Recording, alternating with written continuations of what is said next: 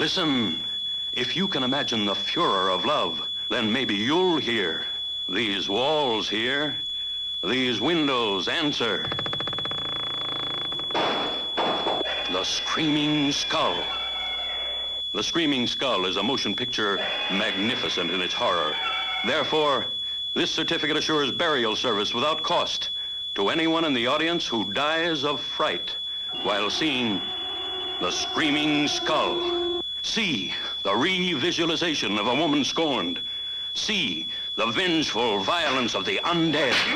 The Screaming Skull, starring Alex Nichol. See Terror from the year 5000 and The Screaming Skull.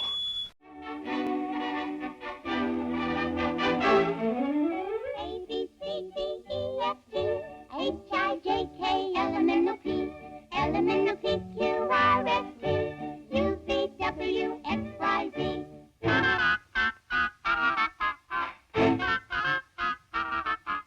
La la la la la la la la la U-V-W-X-Y-Z.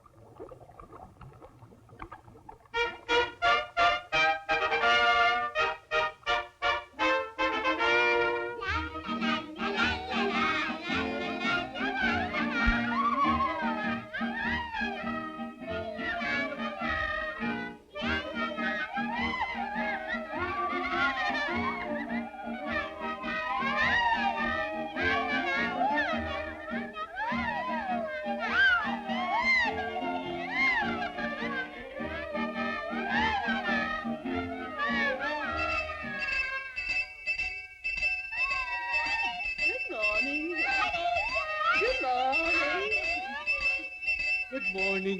Good morning. What's that? Good morning. Oh, how cute. Oh!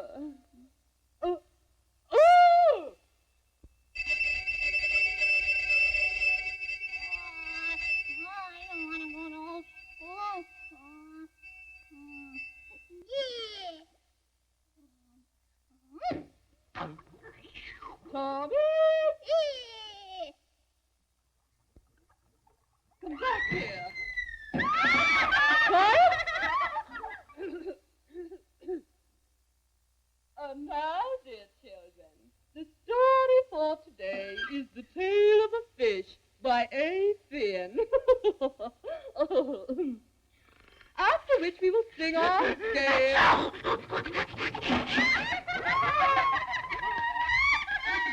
Quiet.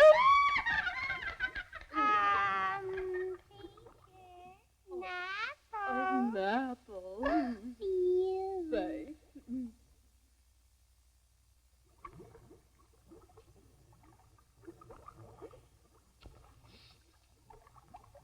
And now we'll have our new lesson.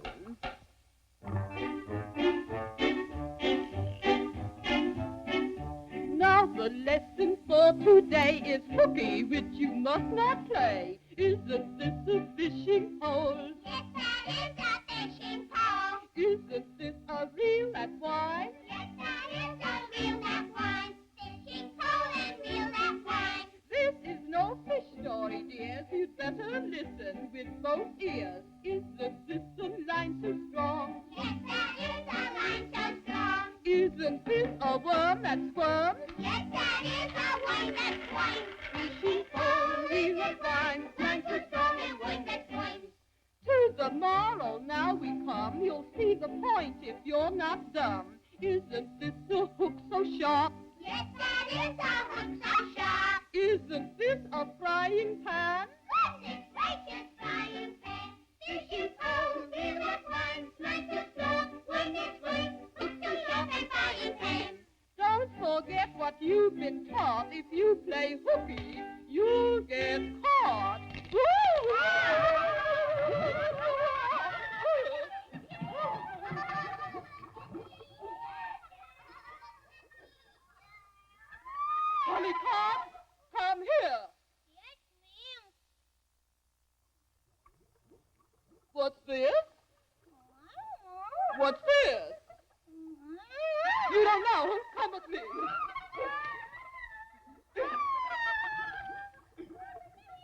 Now stay in the closet until you know your lessons.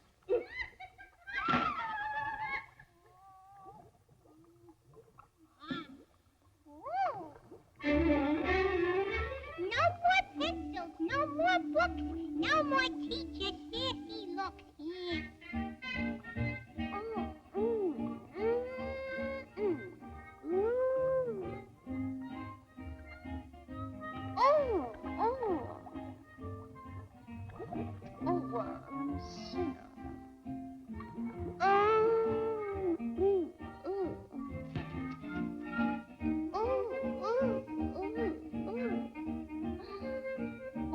What do you say, Cookie? What do you say? Play a little hooky? You little cutie pie. Oh, baby.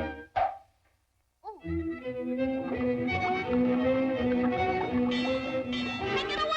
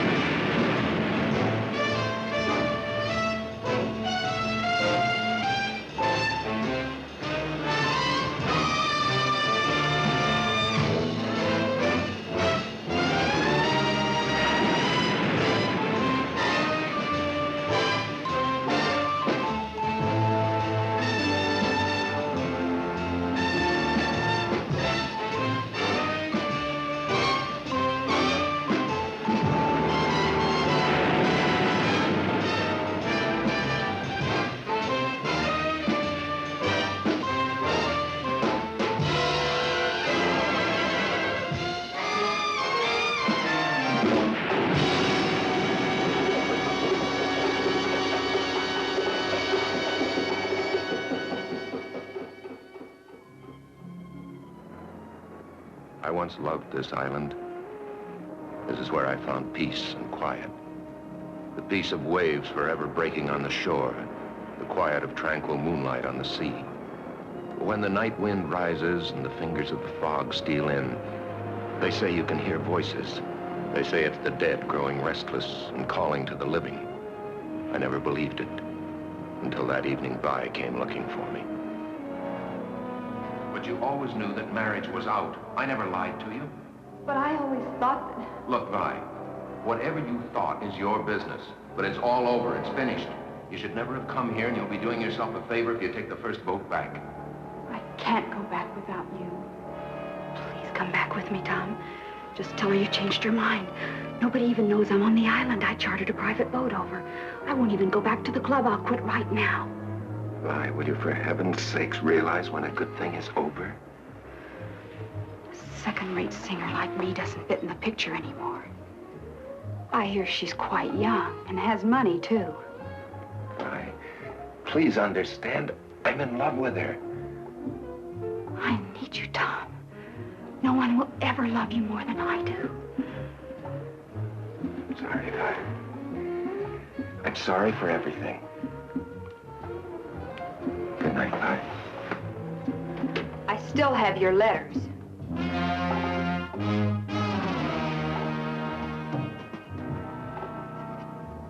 I've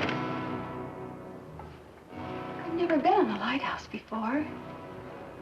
Show me the light, darling.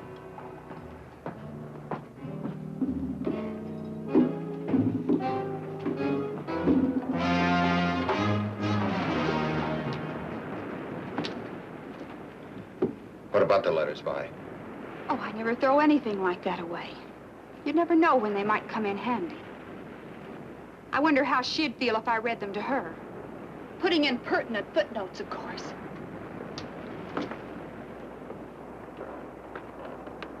Or maybe I ought to show them to a lawyer.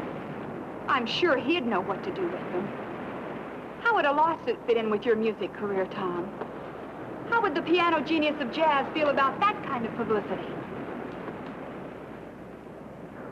Darling, you look as if you were ready to kill me. Now, you get this straight. I'm marrying Meg. And you get this straight, Tom Stewart. No one will ever have you but me. Help me! Please, Tom, help me! Take my hand!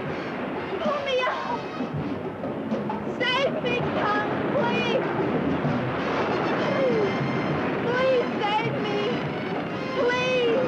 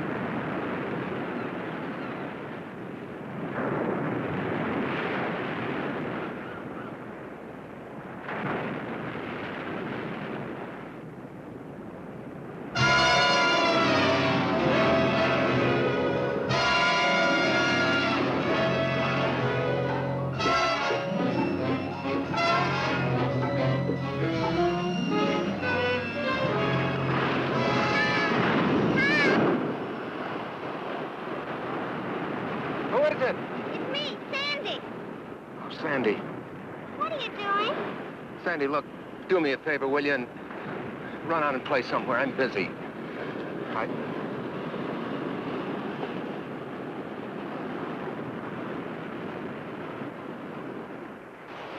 Don't you like me anymore? Sure, I like you. I love you. I just want to be by myself. Where were you last night? The Emersons had a beach barbecue, and everyone on the island was there. Meg was looking all over for you. Sandy, please run along. Okay. Sorry to disturb you. I almost forgot. The wedding announcements came, and Mommy wants you to look at one before we send them out. There's only a week till the big day. Yeah, okay. What's that? Look at iTunes. Wonder whose it is.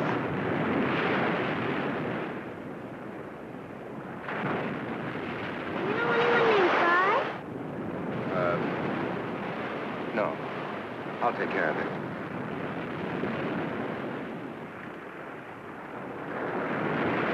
I've got to take it easy.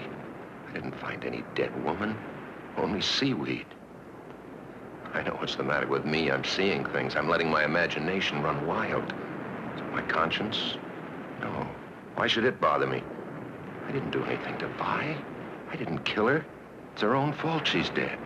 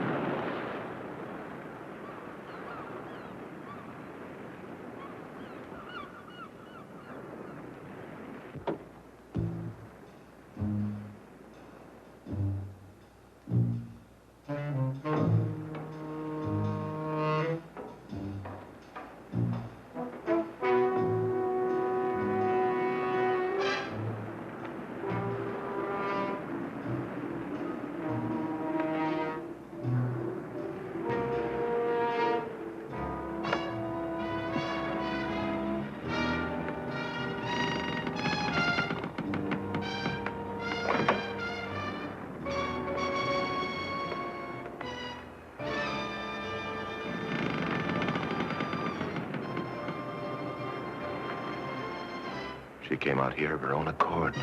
She leaned against the railing. She fell. Wasn't my fault if it gave way. Why should I be blamed? I had nothing to do with it. Anyway, nobody ever needs to know. Nobody will even connect me with her. Why should they? Except for this watch of hers. All right, Vi. That's the end of you.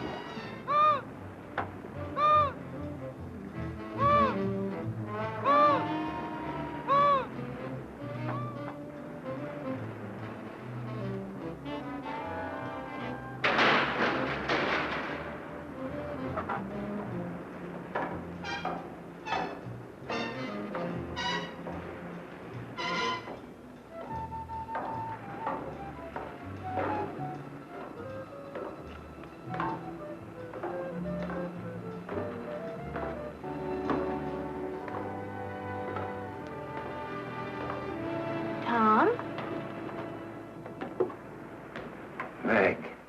Oh, Meg. Meg, it's you. Are you expecting someone else? Oh, no. It's just that I wasn't expecting anyone. What are you doing up here? Looking for you. What are you doing up here in this old lighthouse? Well, at least it's quiet. I wanted to think. I guess I'm worried about that Carnegie Hall thing next month. I wonder if I'm good enough. Of course you're good enough. You're the best jazz pianist in the world. Darling, I never loved anyone before in my life. Oh, nor did I.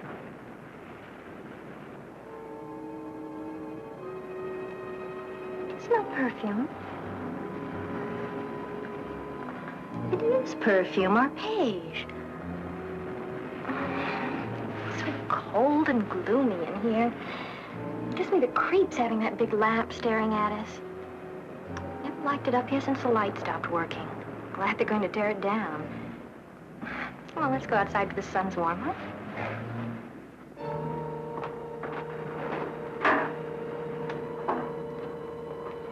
Coming?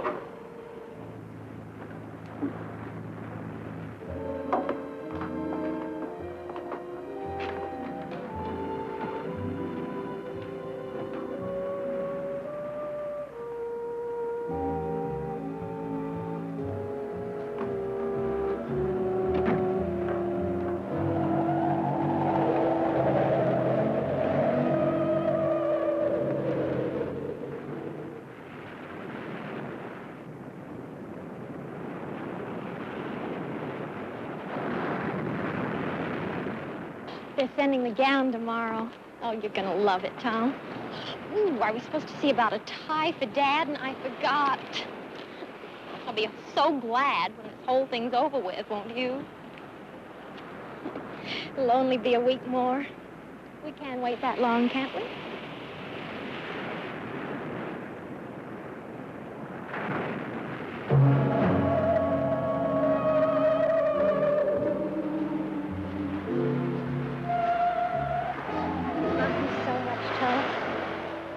Me, don't you?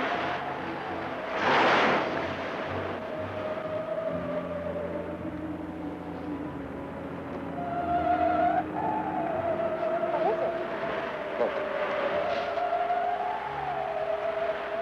Don't you see anything? What? There's nothing to see. Right there.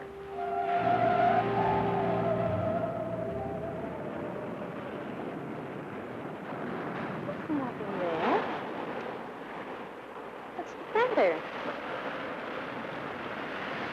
Meg, I've got to get out of here. Right away. Meg, let's elope. We can catch a boat to the mainland and be married this afternoon. About the wedding. Well, I was never for a big deal anyway. I only agreed to it because you wanted it.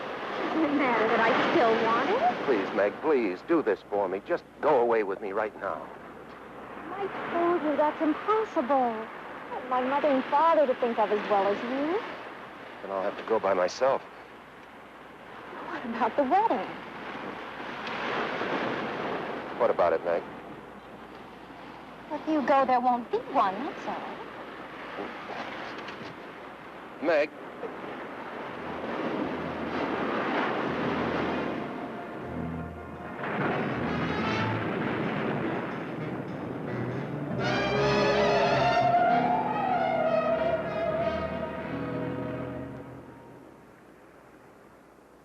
And now we will perform the greatest of all magic accomplishments ever performed on this island.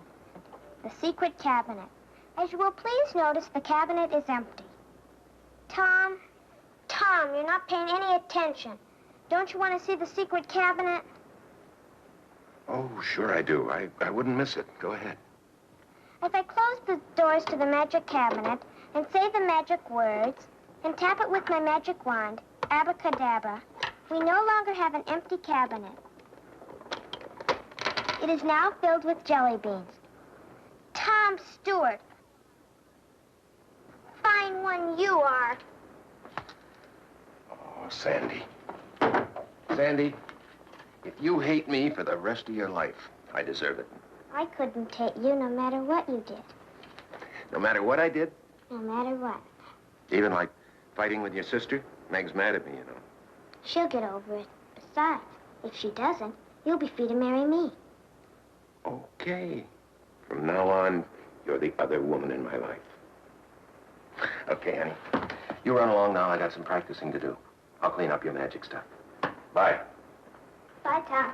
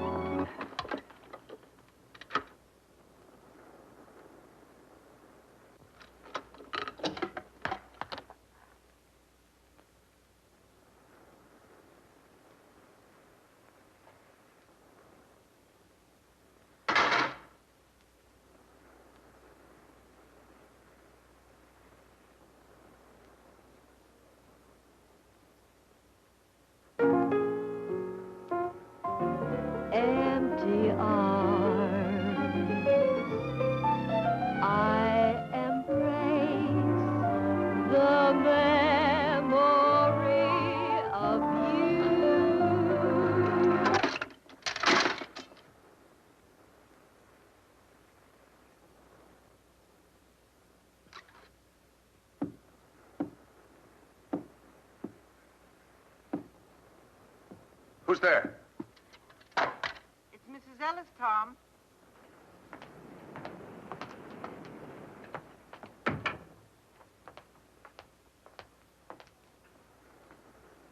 I brought you some flowers.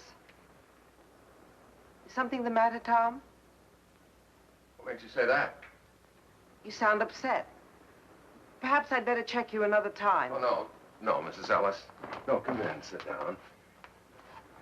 Thank you for the flowers. They're lovely. Sit down right here. Mrs. Ellis, I want to ask you something. It sounds kind of silly, but do you believe that the spirits of the dead can come back to haunt the living? Do you believe in ghosts? What makes you ask a thing like that? You haven't answered, Mrs. Ellis. Nobody believes in ghosts nowadays. Well, do you? If anybody was to ask me seriously, I would have to say no. Of course, a real estate agent runs into many strange things in an empty house sometimes. What kind of things? Well, there was a family named Samuels. They lived in that last house down the beach. One day, their little boy took his dog and went fishing. They never came back, and nobody knows what happened to them. After the Samuels moved away, I signed 3 tenants during that first month, but not one of them would stay more than a few days. Yeah, I know that story, but that doesn't prove anything. They complained about an unseen dog whining and scratching at the door, but that wasn't what made them break their lease. It was the cold up in the boy's room.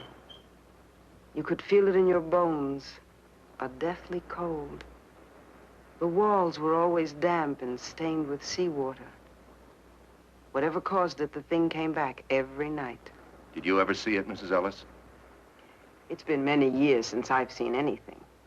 Oh, yeah, I'm sorry. I keep forgetting. Did anybody see it? People say they found wet seaweed on the boy's bed. Well, but you can't call wet seaweed a ghost, can you? Tom, what's wrong?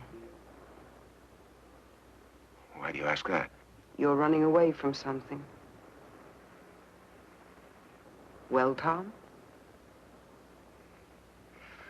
Well, something I can't believe exists myself.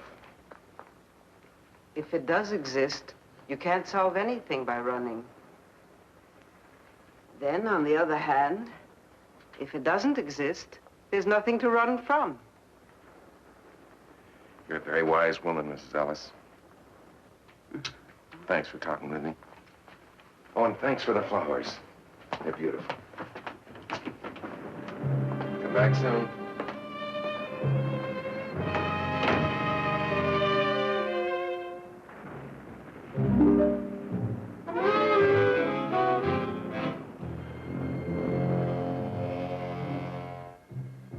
Now, go away. Go away. No, leave me alone.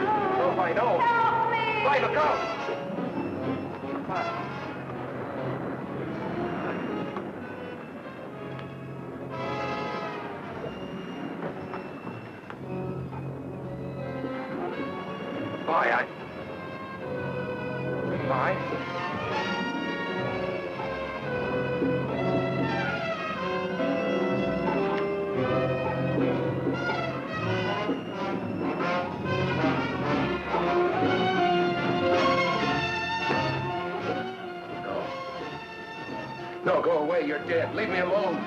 I'll never leave you. I'll always be. Always. Always. Always. Always. Always. Always. Always. Always. Always.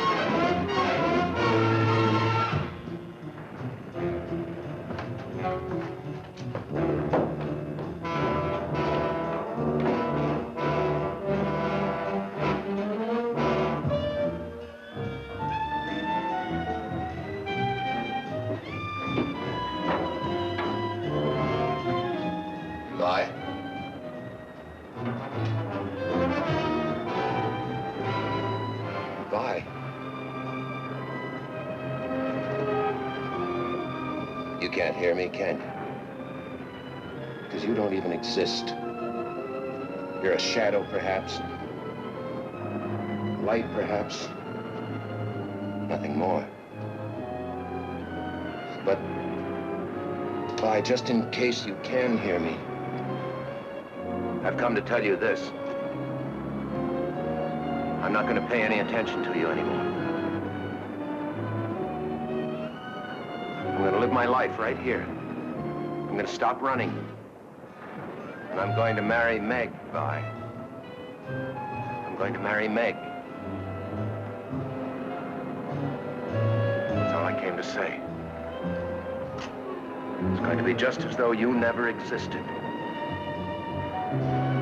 I'm going to marry Meg.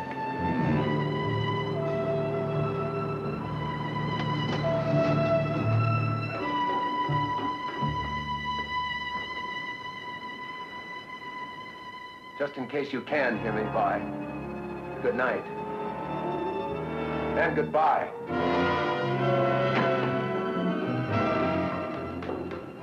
No one will ever have you and me.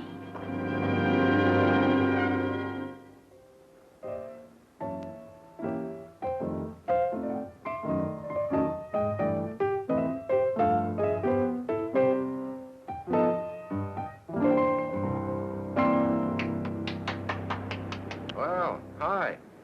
There's Coke in the refrigerator. Help yourself. Okay.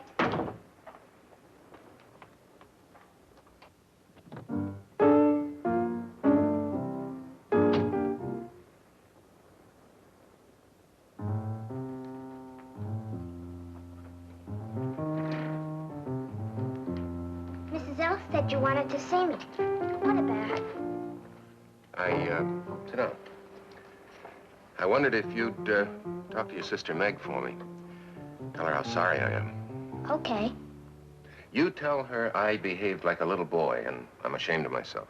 I'll tell her. She didn't call anything off. She didn't? Uh-uh. Guess she's ready to make up. Just like grown-ups. Are you all ready? Yeah, I'm all ready. Have you got the ring and everything? Mm-hmm. Let me see it. Okay.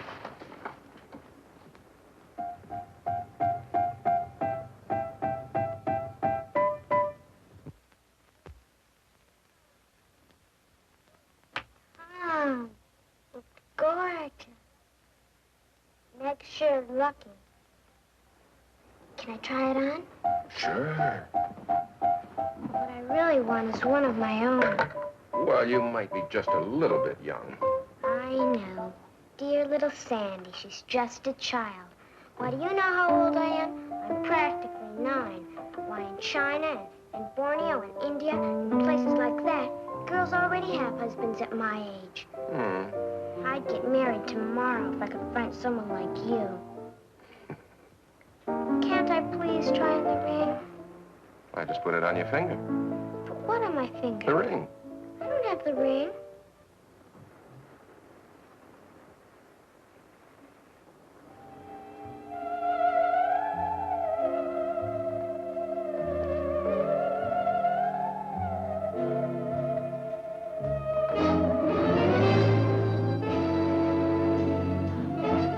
What's the matter? Did you drop it? Couldn't fall far. It's gotta be here somewhere. Sandy. Sandy, don't touch it. What, Tom? That right there. There's nothing there.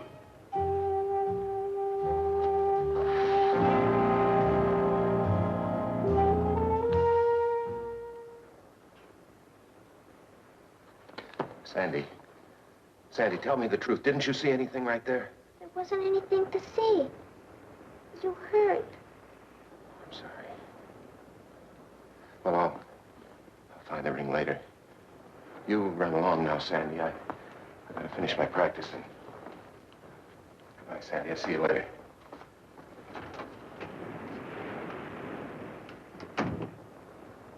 All right, bye. I know now you've come back. But it won't do you any good. Because I'm going to marry Meg. Now, What'd you do with the ring, Vi? Vi, what did you do with that ring?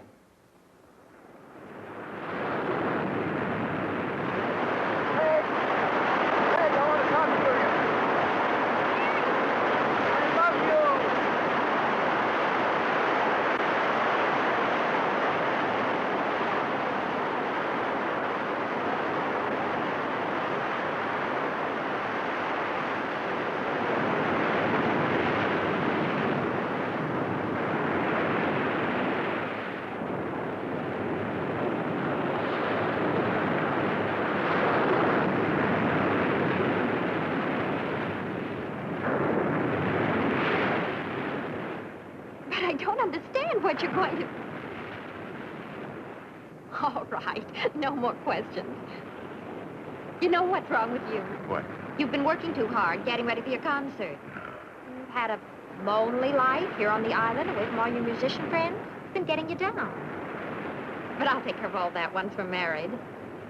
Maybe you better tell your mother that the wedding's on again. I never told her it was off. You're pretty sure of yourself, aren't you? You know, the first thing you're going to do is have a long vacation. A whole month's honeymoon in Europe. You know how many hit records I'd have to sell to pay for that? Dad's footing the bill. It's his wedding present to us. He wanted to tell you himself, but he won't be here till right before the wedding. And when we get back, I'm going to have a big party so I can get to know all your friends. Big party? We'll be living in a 3-room apartment. Mother and Daddy won't mind if we use their house in Bel Air. They say now that I'm getting married, it's too big for them anyway, so they'll be turning it over to us for good one of these days. Are you trying to spoil me? There's nothing I'd like better. Come on up to the house a minute. I want you to see something. What? My wedding gown. Isn't that supposed to be bad luck? You're not superstitious about things like that, are you? No. I'm not superstitious.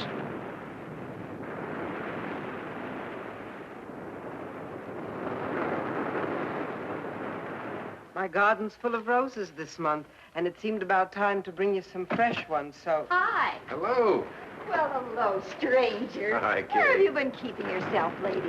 Some beautiful gifts have arrived, and you haven't seen any of them. Hey, look at this. But you're a dear anyway. Champagne. Fix your drink. Look, another one. Uh-oh. There's my girl. Hi, pal. Hi. Is everything made up with you and Mick? Well, I'm working on it. Hi, Miss Ellis. Tom? Another pair. People must think newlyweds live on lettuce by candlelight. This makes 9 pairs of candlesticks and 12 salad bowls, and more coming every time the mailboat arrives.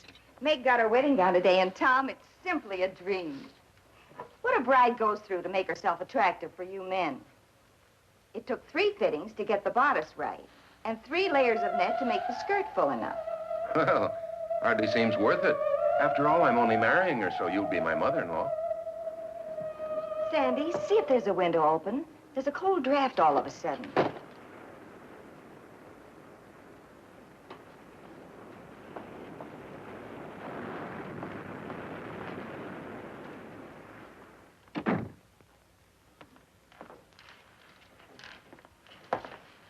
What's that sweet smell? Must be the fresh roses. My roses never smelled like that. It's a woman's perfume. Help me make room for these, dear. In my day, it wasn't candlesticks, it was teaspoons. Mr. Hubbard and I received no less than 78 of them when we were married. Maybe that's a reason for his attitude. When he went back to the mainland, he said he was going to go right to the office and stay there until the wedding. I'm sure you'll never treat your wife like that, will you, Tom? Or will you? He isn't here, Mother. Where is he? I think Meg took him to look at her dress.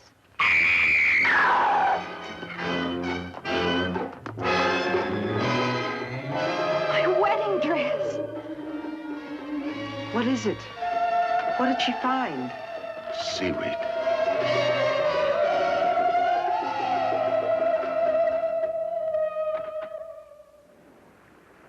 Tom? Yes, Mrs. Ellis. I'm in here. I brought you some honey. Don't get up. I'll just put it on the bar here. Thank you, Mrs. Ellis. I really brought the honey only as an excuse, because I knew you were upset.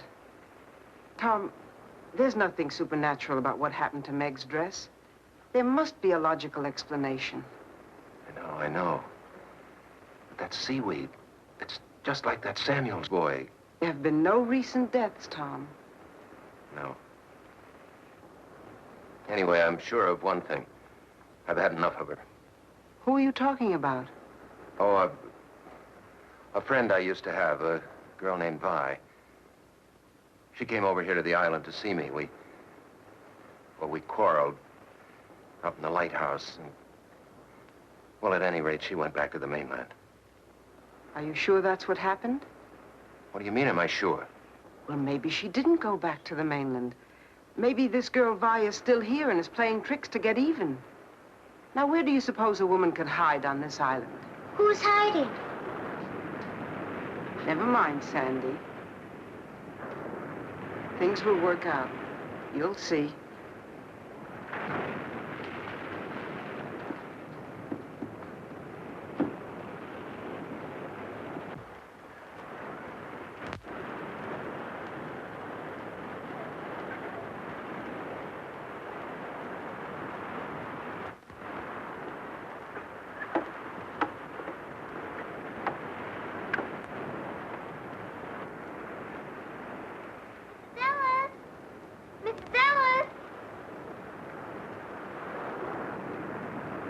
People always saying never mind.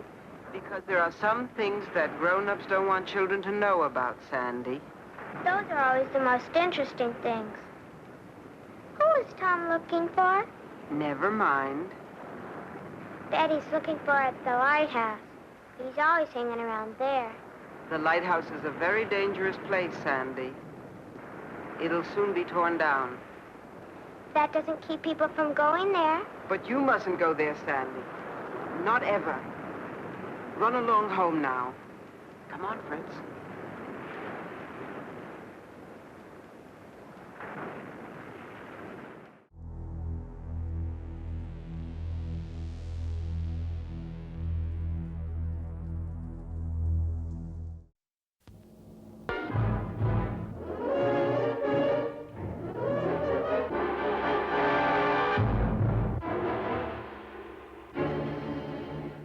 Feel suspense. Suspense that grips your heart in a vice. Feel fear. Numbing, paralyzing fear.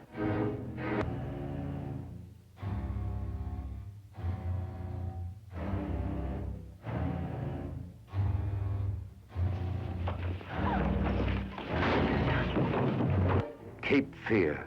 Starring Gregory Peck, Robert Mitchum, Polly Bergen. Cape Fear, the screen's most terrifying war of nerves.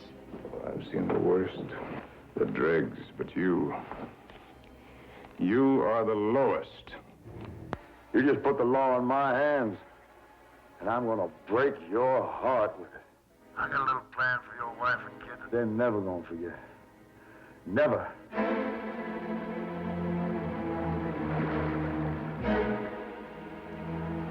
Nancy! Nancy! Tell the operator to call the sheriff's office. Send some men out here fast! Cape Fear, the nightmare that becomes a shocking reality. Oh, now, come on. If you touch me, you'll go back to prison for life. You want to make a little bet on that? But you will. I'm not like Nancy. I'm not afraid to testify. I swear it. You've got to believe me. I'm not afraid.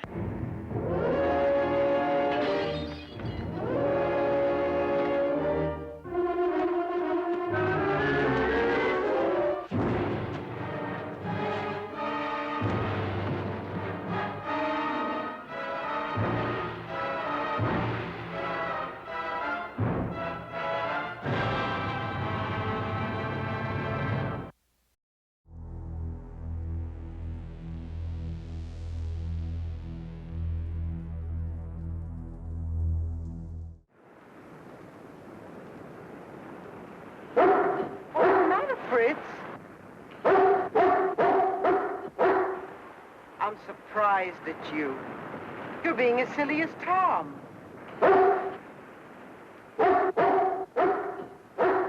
All right, I'll go alone.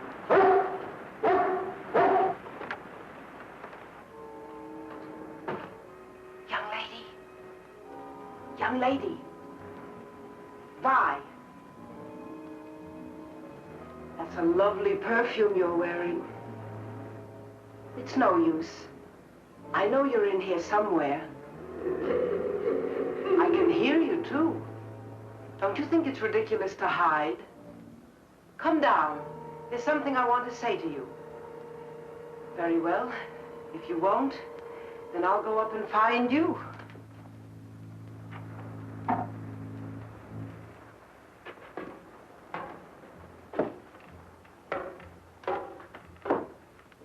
Listen to me, please.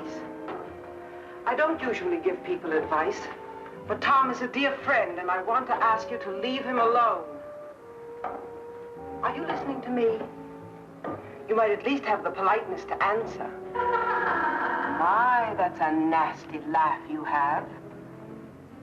What tricks are you up to now? Wait. Listen to me.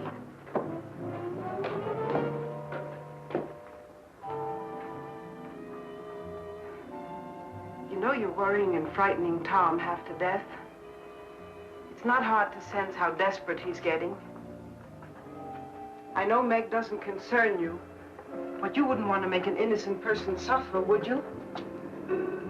I wish you'd speak more clearly. You're trying to make me sorry for you, I suppose. But I can't help thinking how foolish you are playing this absurd game.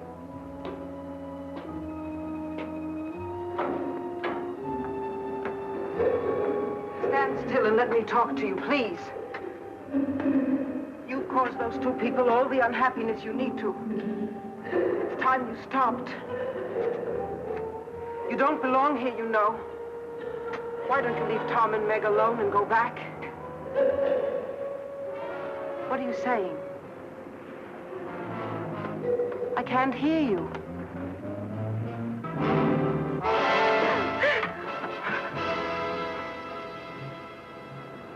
What a fiend you are. You're not fooling me. I know exactly what you are.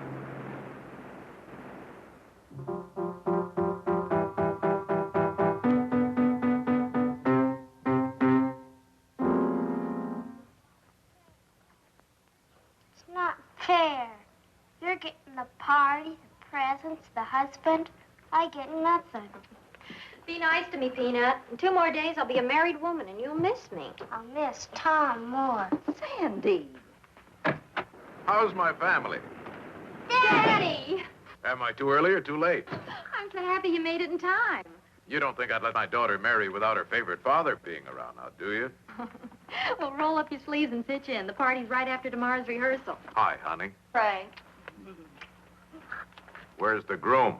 He's not feeling well. What's the matter with him? He's been overworking. At the piano, I suppose.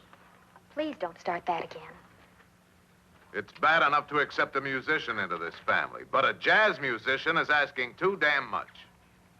Why don't you go to bed, dear? You must be tired. What's the matter with a jazz musician? Be still, brat. Poor Tom.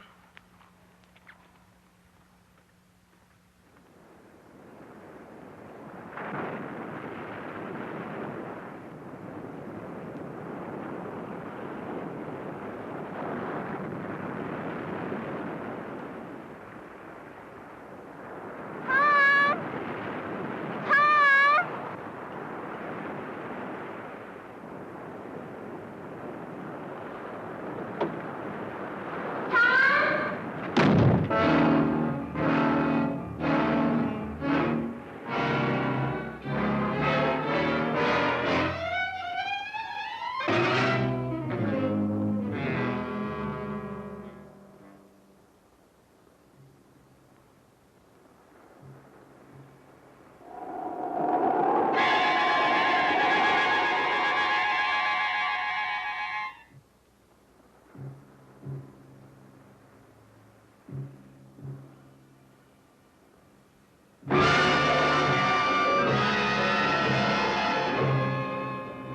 there, kid?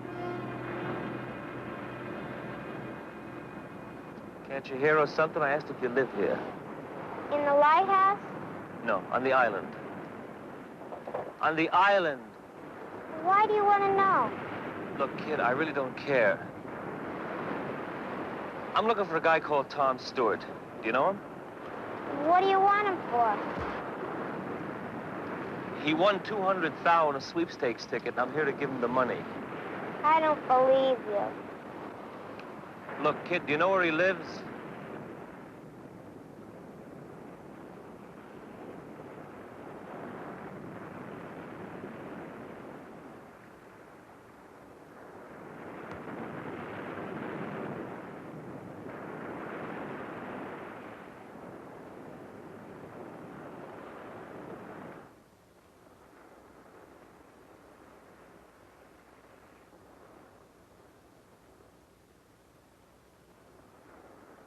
What you looking for, Dad? Not much to see out there, huh? Oh, wow, this is a crazy pad. Aren't you lost, buddy? Oh, man, this sure is. Hey, now, wait a minute. What is this? Look, I don't want nothing from you, Dad. I really don't. She owes me a fin, that's all, and I thought it'd be nice to have. What are you talking about? No sweat, Dad. I don't want nothing from you. She owes me a fin, that's all. Wow, you sure have a nice pad, Dad. Now, look, I don't mean to be rude, but you'll either have to tell me what you're talking about or get out of here. Look, the blonde, the one with the... She owes me some bread, that's all. There's nothing to get bugged about. What she does here is your business. I can see you dig me, Dad. Look, I motored this chick, Vi Mason, over to the island. I got a boat. Now, when she asked me if I'd take her, well, I say okay, but she said she doesn't have the change. This is what she said. Okay, so we make a deal. $5 over and $5 back. Now, look, I haven't the faintest idea who or what you're talking about. Look, Dad, all I want is the bread. When she didn't show by morning, I figure I'd been had. And I know she didn't go back on the regular run because I asked the putt-putt jockey, and he said no. Now, I'm a real square, Dad. I didn't remember the name of the guy she said. Today I remember. How do you like that? Tom Stewart. That's the name of the guy she said when we made the run. So, enough of this jazz, Dad. Come on. I have to leave. Get out. Well, maybe I better wait around until the chick shows. You'll do nothing of the... All right. Maybe it's worth it, $5 just to get rid of you. Here. There you go. What you do is your business, Dad. All I want is what's coming to me.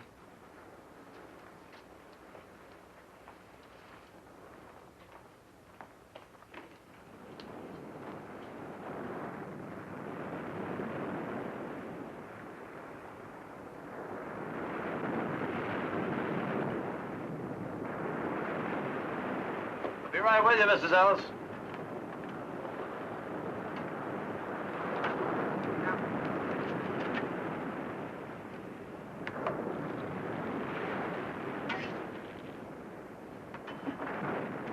There you are. Plenty of pickle? Yes, sirree. Plenty of pickle.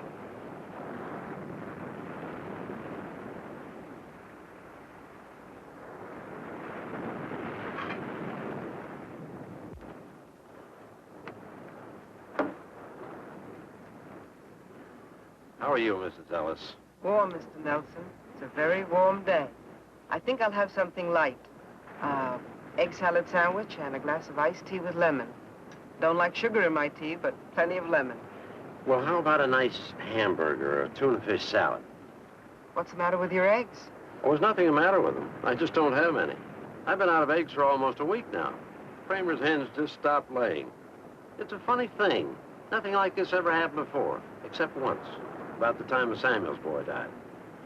They just up and quit laying. Would you like a tuna fish salad? Just the iced tea. Right.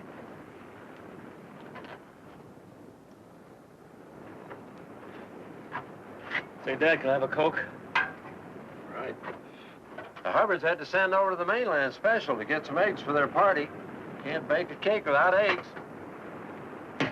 Speaking of the wedding, are you still there, Sandy? Yes, ma'am. Shouldn't you be at the rehearsal? Holy cow! Charge it, Mr. Nelson! You know, Mr. Nelson, I wish I could have my sight back, long enough to see Tom and Meg married. They must be a lovely couple. I'd give anything to see them. They're a handsome couple, all right. Tom Stewart's marrying a beautiful gal. The nicest of families, too. Say, Dad, what did you say the handle of the guy getting spliced was? Tom Stewart. Girl's name is Meg Hubbard.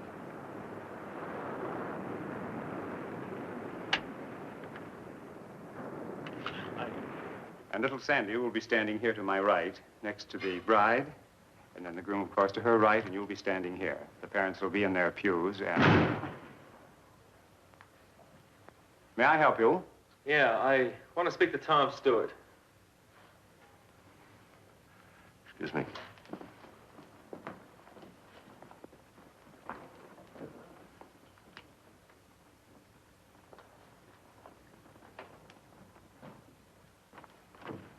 You're interrupting a wedding rehearsal in there. Like I said, Dad, what you do is your business. I mean, it's crazy with me if you want to marry one chick and keep another one on the side for kicks. Wow. But I feel sort of a responsibility, seeing as how I brought your broad over on my tug. See what I mean? What are you driving at? Oh, come on, Dad, don't you know? I gave you the money you're after. What more do you want? Well, it seems that our deal is in line for some renegotiations. Tom, hurry! We're waiting for you. Yeah, go ahead back. We'll pick it up later. Time, I got plenty of. Now,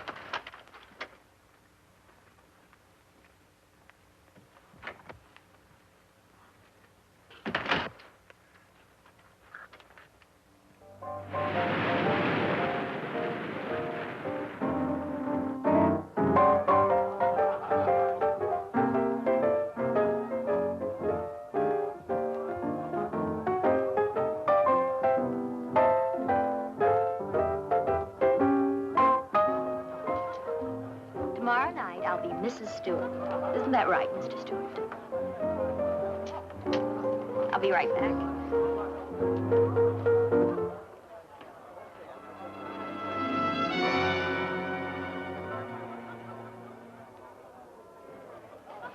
Oh, please, Tom. Just one more. oh, I wanted to get a drink. Yeah, I'll get it for you. Just one more number. I want to show you off.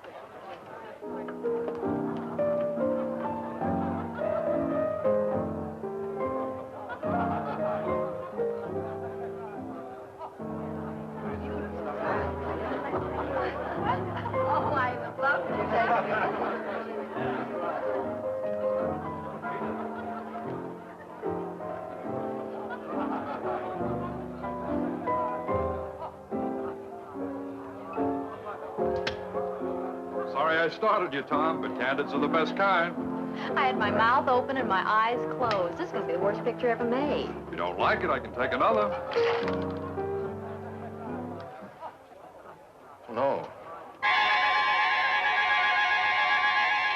No, this is fine.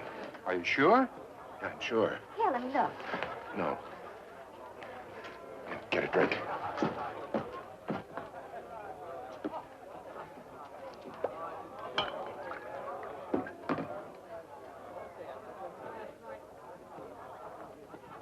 Tom, what's wrong with it? Nothing. It's only a picture. Why are you so upset? I'm not upset. Well, something's bothering you. Is it another girl? You can tell me. I'll try not to be jealous. Jealous? I could be jealous of Vi. She's dead. She doesn't exist. She's a perfume. She's a footprint. She's a hand. She's a face in a picture. Who could be jealous of Vi? You're talking crazy, Tom. Let me see the picture. No. You're not making any sense.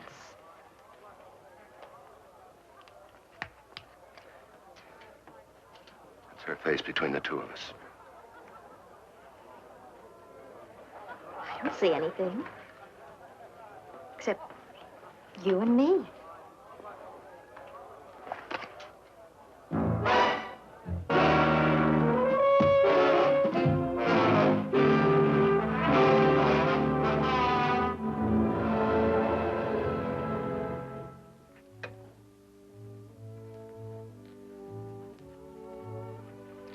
put out the lights? What's the matter? You don't look too happy. You ought to be.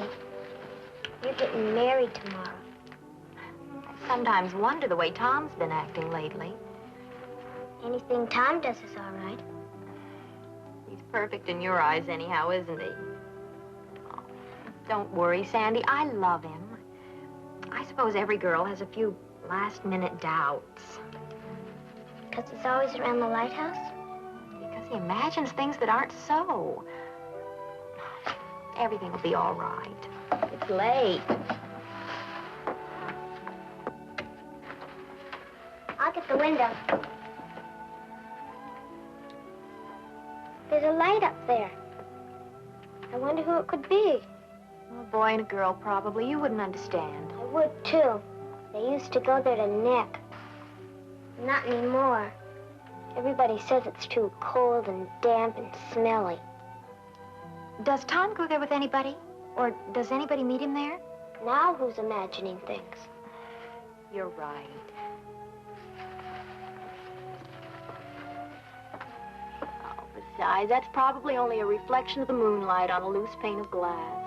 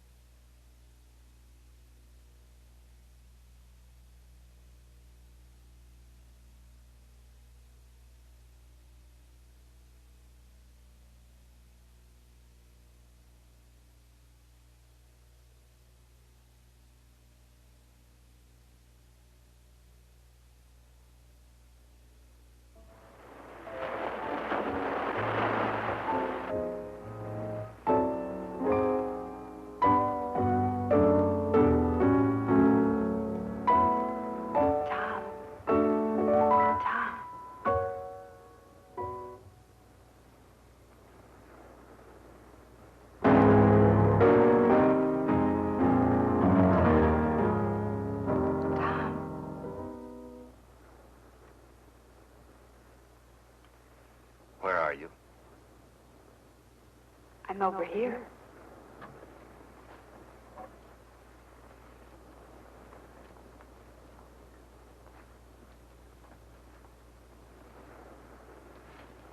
Vi, where?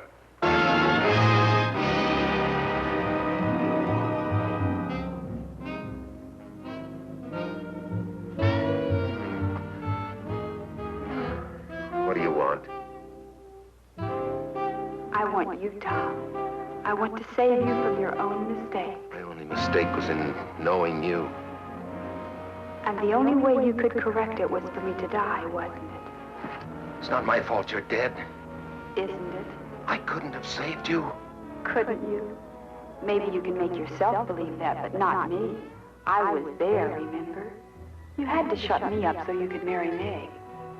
You got away with that all right, but now what are you gonna do? I'll never let you marry Meg. You belong to me, Tom. You belong to a ghost. That's the trouble with making one first slip. You have to go from bad to worse to keep it quiet. What would you do if Meg gets wise to you? Stop her the same way you stopped me? I didn't kill you, Vi. I never killed anybody, and I never will. And once I'm married, I'm going to live a very happy, very normal life with Meg and with our friends. And there's really nothing you can do about it. Isn't there? You may have noticed I've found my voice now. I pick things up fast. I'm going to use it to tell the world about you. I told you, Tom, no one will ever have you but me. Stop it, Vi. Try and make me. Tom Stewart killed me. Tom Stewart killed me. Tom Stewart killed me. Tom Stewart killed me.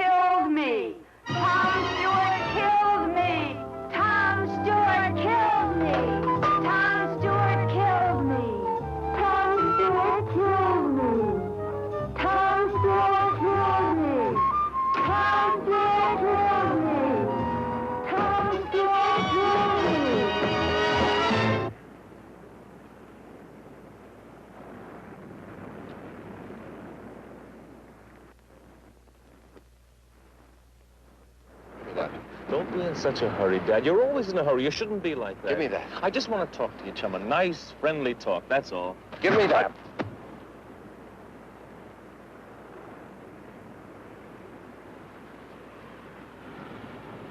You look sick, Dad. Something's wrong. Look, are you going to talk to me or not? Let's get this thing over with. Just what is it you want? Like I said, Dad, all I want is what's coming to me. You know, the way it looks to me, we should be sort of partners. I help you, and you help me. I bring your playgirl over to the island, and I figure it's worth some sort of service to you to sort of buy something from me. Like a silent service, catch? The word you're reaching for is blackmail. That's not it at all, Dad. We should be sort of pals. I done you a favor, now you can do me one.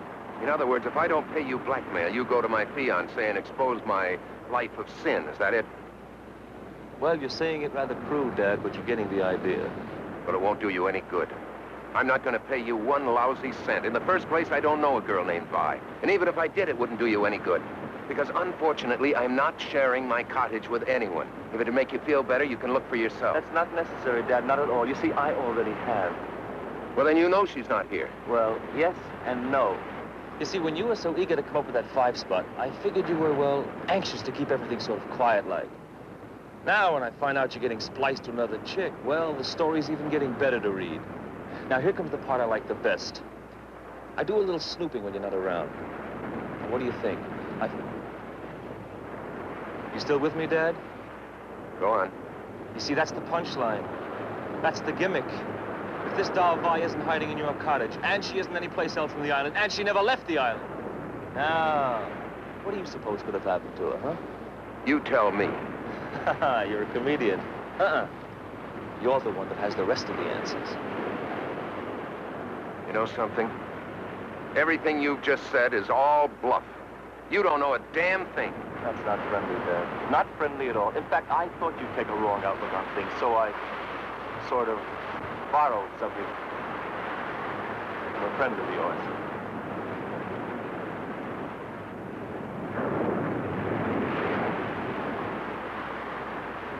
Let's get out of here. I can see that you finally dig me, Dad.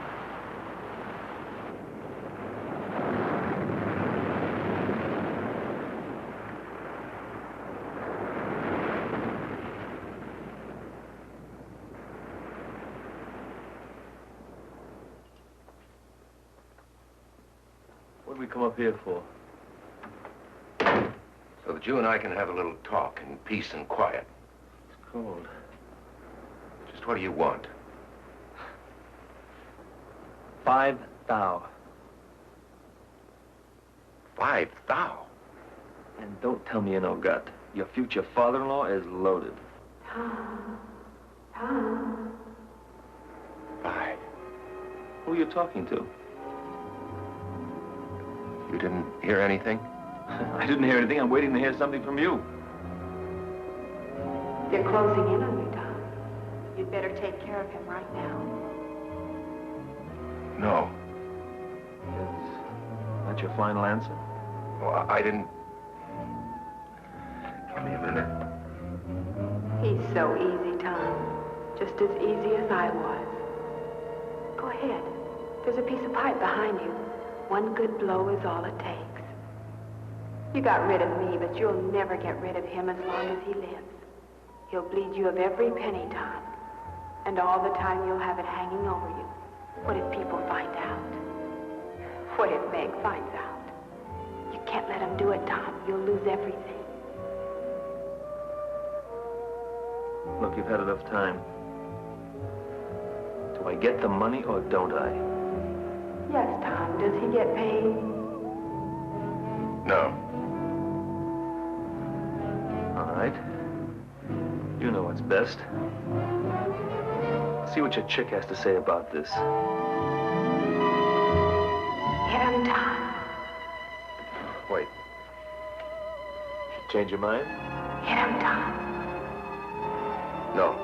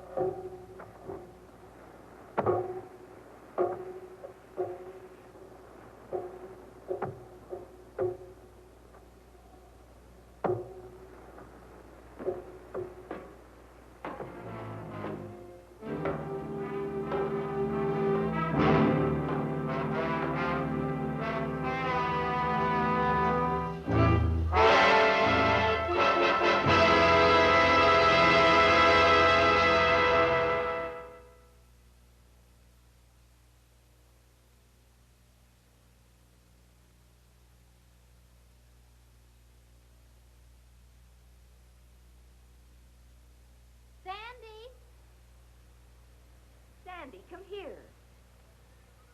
Sandy, did you hear your mother call you? What is it? Drop whatever you're doing and come here at once. All right.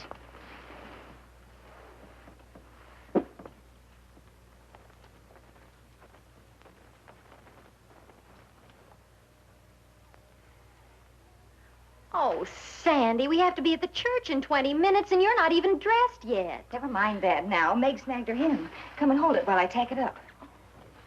You'll make a lovely wife, Meg. Thanks. Meg, do you really love him a whole lot? Whatever makes you ask a thing like that? Last night you said you weren't sure. Well, I'm sure now. Oh, you'll remember to take the bouquet when I hand it to you, won't you? I'll remember. Suppose he'd done something awful bad. The way I feel now, I'd marry him no matter what. Oh, and don't forget, you stand close behind me, but not too close. There, that's done.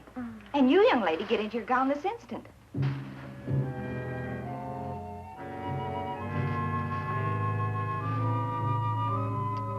Hubbard loaned us her ring in place of the one you lost, so that's okay. I've got the minister's fee here in my pocket, and everything's under control. So snap out of it. Okay, I'll be all right. Then get that funereal look off your face. This is a wedding man. Cheer him up, honey.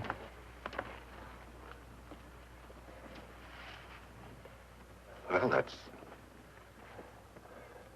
a real pretty dress, Sandy. You're really gonna marry my sister, aren't you? Oh, don't feel like that. I can't help it. Suppose you love somebody. Somebody who did something bad. And only you knew. Would you keep it secret? Well, good friends generally try to stand by one another. But what if it were something real bad? Real bad like what? Murder?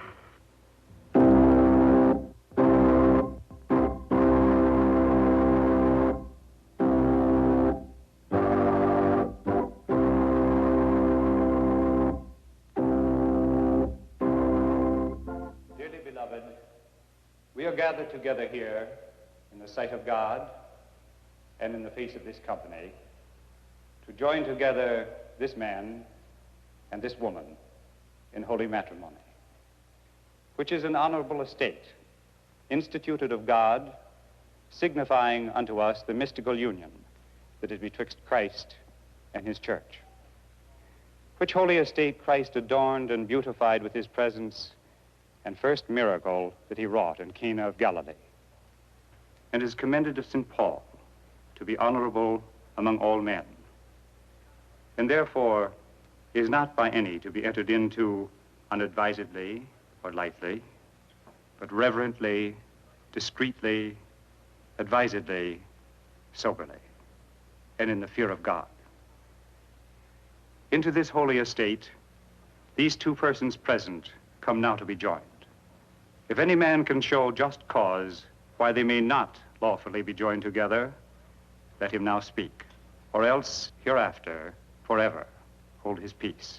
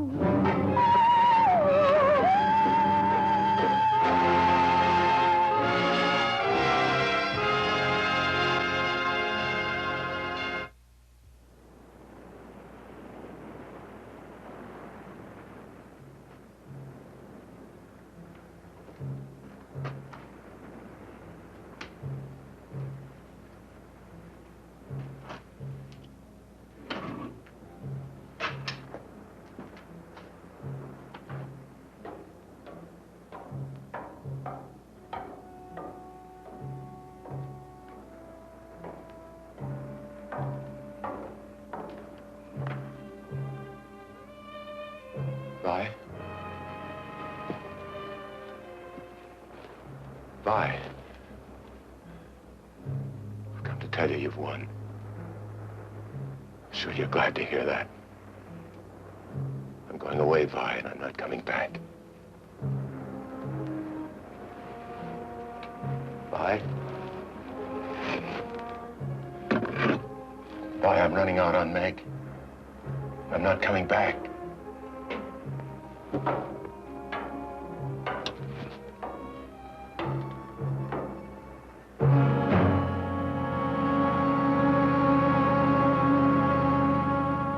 Sandy, what are you doing here?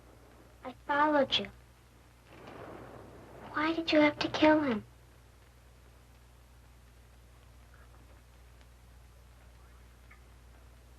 I knew something would happen. I was against the marriage from the beginning.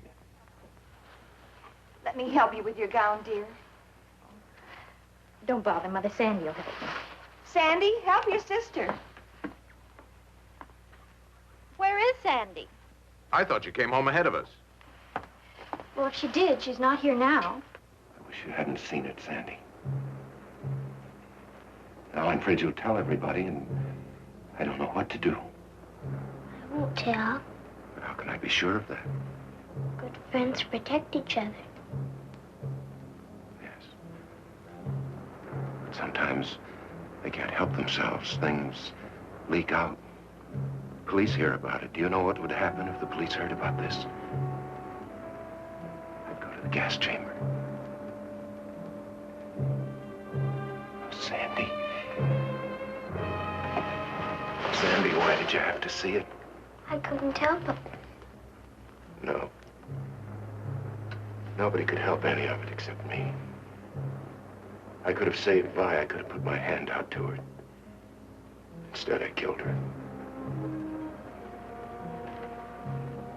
Sandy.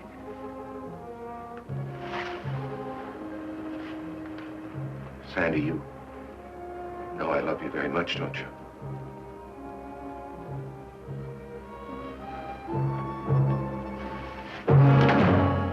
Thank you, Reverend. She isn't there. I can't imagine where she could have gone. Where's Tom? The least he could do is be here when Meg needs him. Can't you leave him alone? There's a light in the lighthouse. Sandy could be there. She talks about the place all the time. Oh, I don't think she'd go there at night, though. We'd better make sure.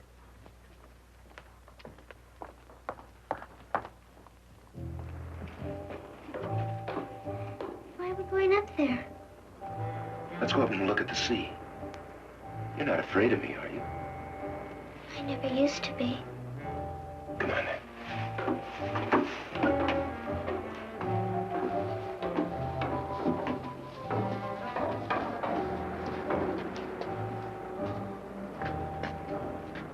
When the moon shines, you can see the whole island from up here.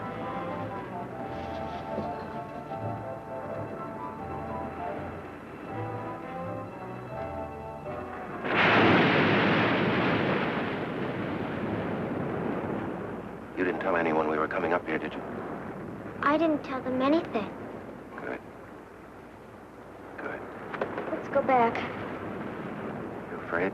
Yes. Sandy. Sandy, why did you have to see it? Tom. Tom.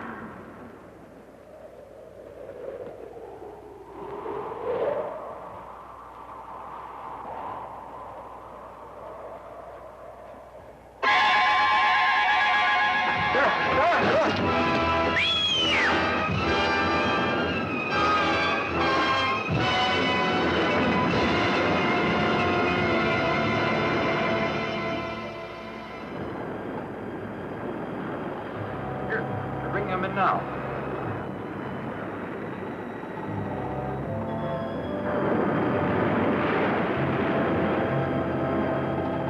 Tom, it's a woman. Could it be? Here's the doctor. Where did he find her? Wedged in the rocks.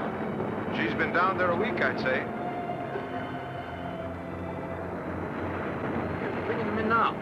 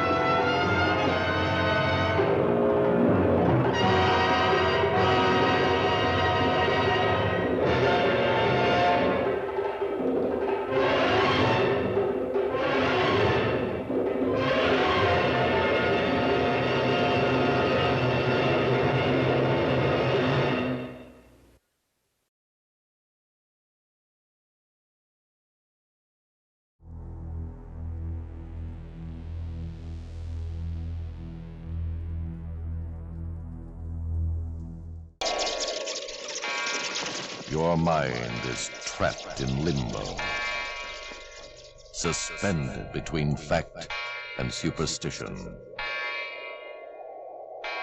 You are about to witness forbidden evil as Metro-Goldwyn-Mayer opens its horror vault to release 3 macabre masterpieces. Bela Lugosi as Count Dracula, Lord High Priest of the living dead, begins a legend of fear as he claims the soul of his first victim with the mark of the vampire. Boris Karloff as the evil Fu Manchu, his passion for power twisting his brilliant mind as he revels in the horrors of human sacrifice and torture. Behind the mask of Fu Manchu.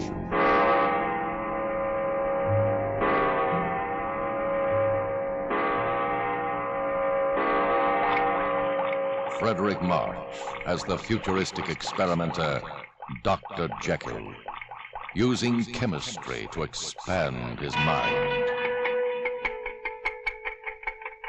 delving into the taboos of the unnatural.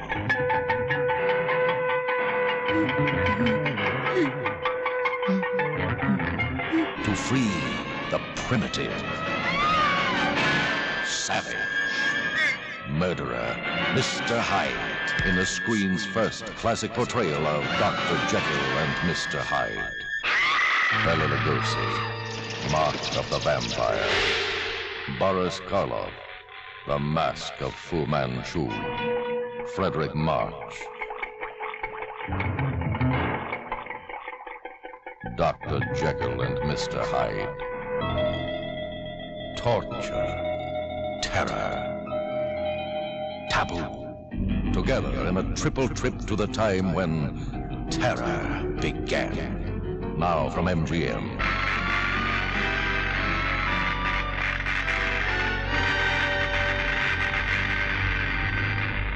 Three immortal horrors never seen on the little screen.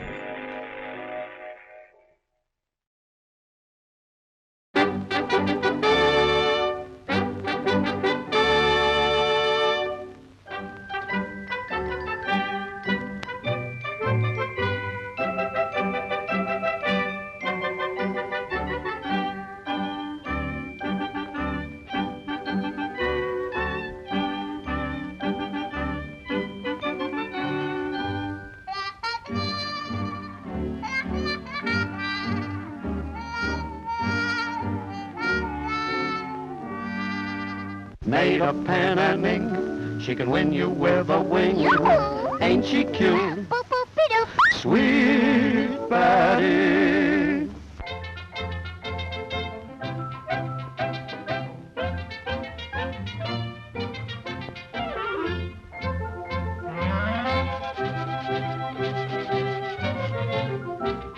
Magic mirror in my hand, who's the fairest in the land?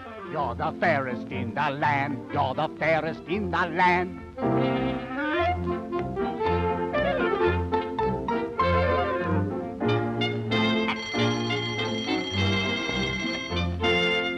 I want to see my stepmama, stepmama, stepmama. I want to see my stepmama. Her stepmama, the queen.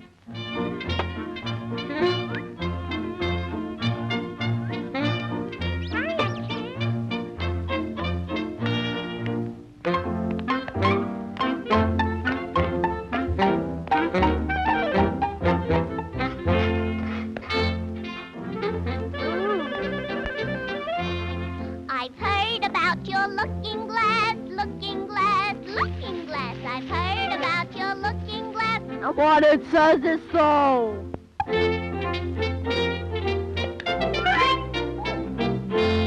Magic mirror in my hand, who's the fairest in the land? You're the fairest in the land. You're the fairest in the land. Off with her head.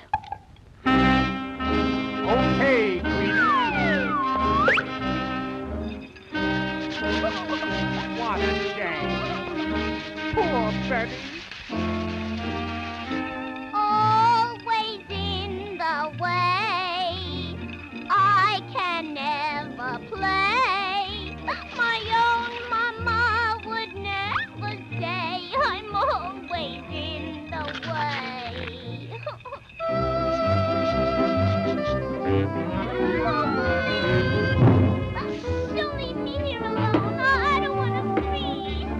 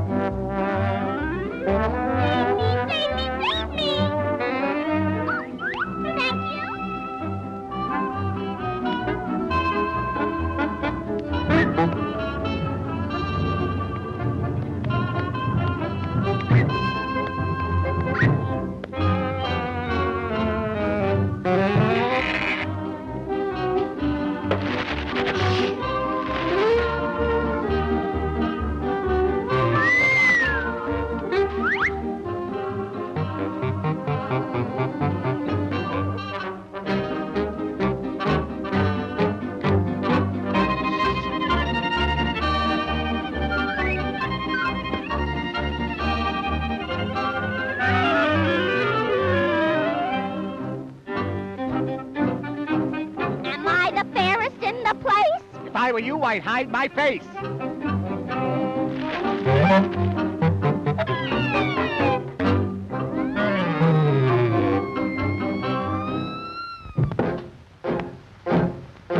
Folks, I'm going down to St. James Infirmary.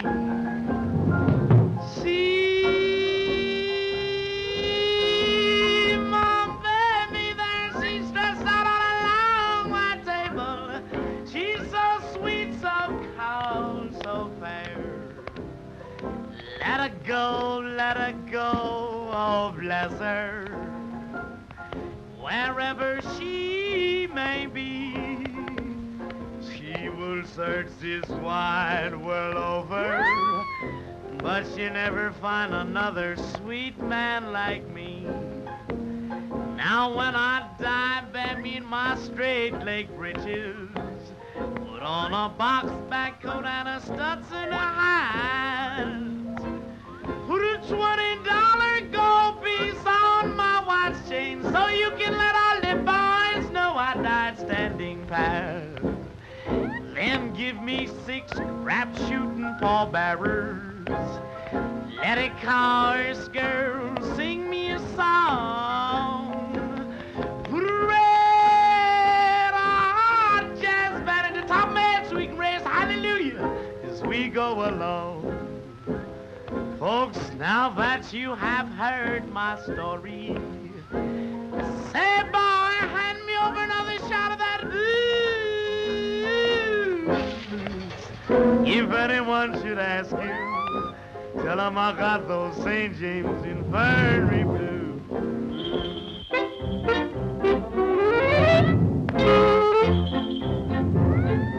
Magic mirror in my hand now. Who's the fairest in the land? You're the fairest in the land.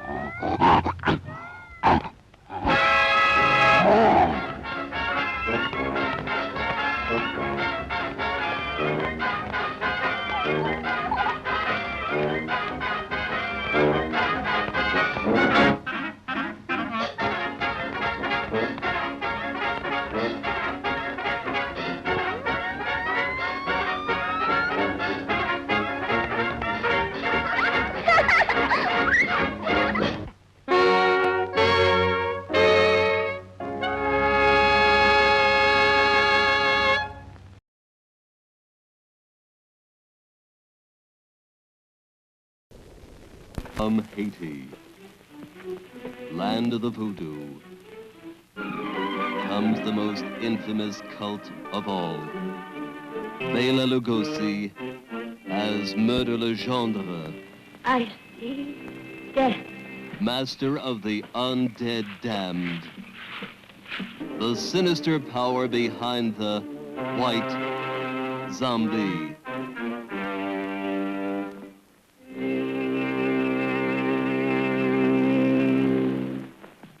Zombies? Yes, they are my servants. This soul killer takes men from their graves to be his slaves. His instruments of terror, and now this fiend plots to possess a woman. Only a pin boy, Monsieur Beaumont, in a glass of wine, or perhaps a flower. Keep it, monsieur. Keep it. You may change your mind. Not dead? Are you mad? I saw her die. The doctor signed a certificate. I saw them bury her. Captive in the borderland between life and death. Her brain drained of the life spark. The white zombie obeys the unholy commands of her demon master.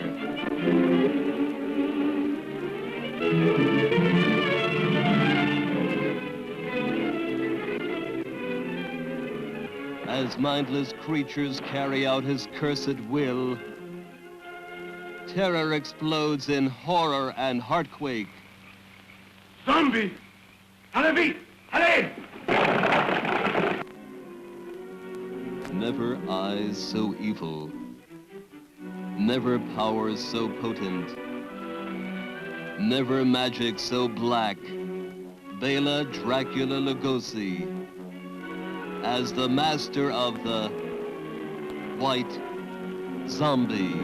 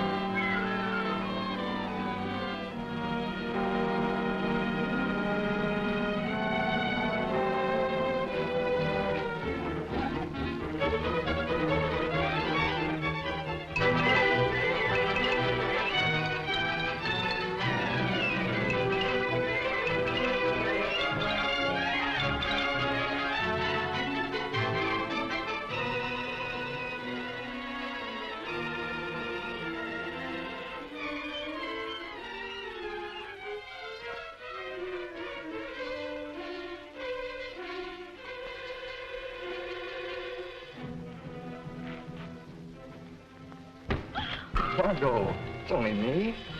Why didn't you answer when I knocked before? You frightened me, Paul. What are you doing here? Well, I only came to walk home with you. Don't you realize the streets of Paris aren't safe after dark with Bluebeard still at large? Johnny, the Bluebeard didn't get you. Where were you? What are you trying to do? Drag me to my grave? Constance, it's already as dark as pitch. Lucille, will you hurry? Do you want us to leave and let you walk home alone? Coming, Babette. But you needn't have waited for me. Do you hear her? As if she wouldn't be scared to death to walk alone on the streets these nights. Why do you suppose it is the police haven't caught him? Whom? Whom? Why, Bluebeard, of course. Who else is all Paris terrified of? Oh, Bluebeard. I'd forgotten. Come on, I want to get home.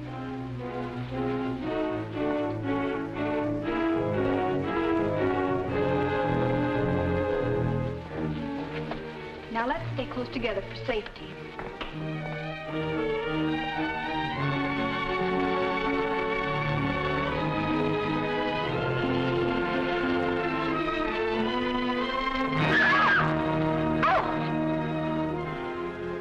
It's the puppeteer. Hello. Constance here's afraid of her own shadow.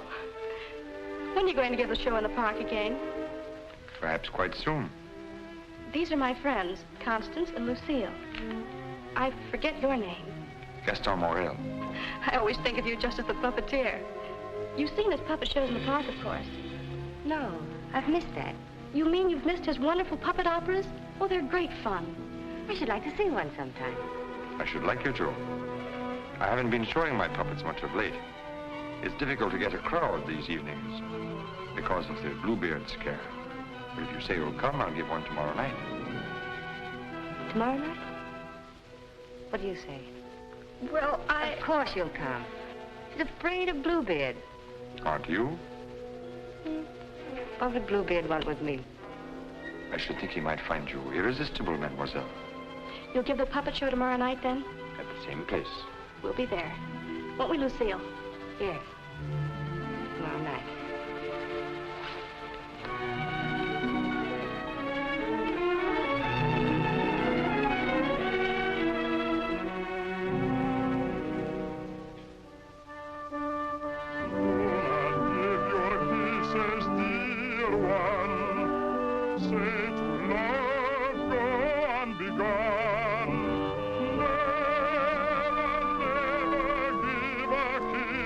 Without a wedding ring,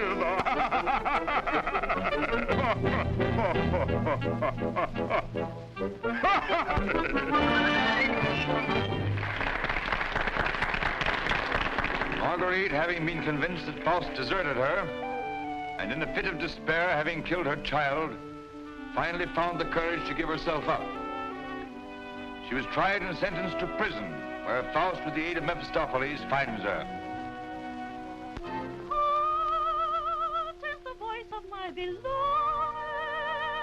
My lonely heart responds to his call. Margarita. At the sound of that awful laughter, surrounded by demons, I recognize his voice. Margarita. I've come back to you. Yes, come back to you. And I'll surely save you. Yes, I've come to save you. I'm here. Come, come to my heart. Pray do not think me bad. Have you on your way? No, kind sir, I am not a lady or a beauty, not a lady or a beauty.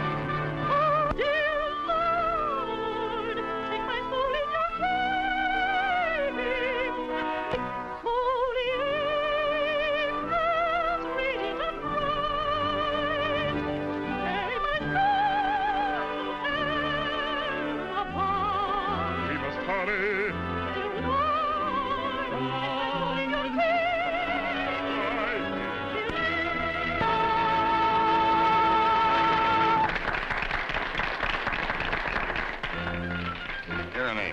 You take over and help this old demonstrate the puppets to whoever comes back. I'm going to take up the collection tonight.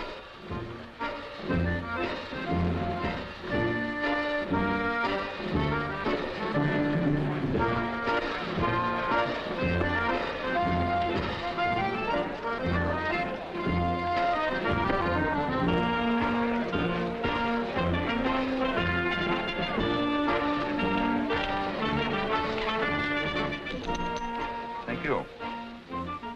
You like the show? Very much. Thank you. I created the puppets myself. Did you make the costumes? Well, I designed them. Why? Lucille's a modiste, so it's natural she's interested in clothes. Modiste? Do you think you can make some new costumes for me?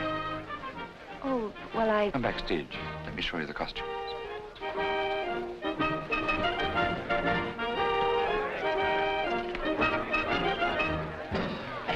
Now, if that was a woman, you wouldn't need no string to make her talk. How do you make the eyes move? Oh, the eye. Oh, that's very simple. You see these two strings here? You like my little people, huh? Very much. They seem quite real to me. They're all likenesses of people I've known. Mephistopheles, too? Yes, the evil one, too. Among other things, he's also my business manager. And Marguerite. Is she a friend of yours? She was. Was? Yes, unfortunately, she met a tragic ending. She must have been very beautiful. They say you'll show me how the puppets work. Let's get out of here until these people leave. They'll be asking endless questions.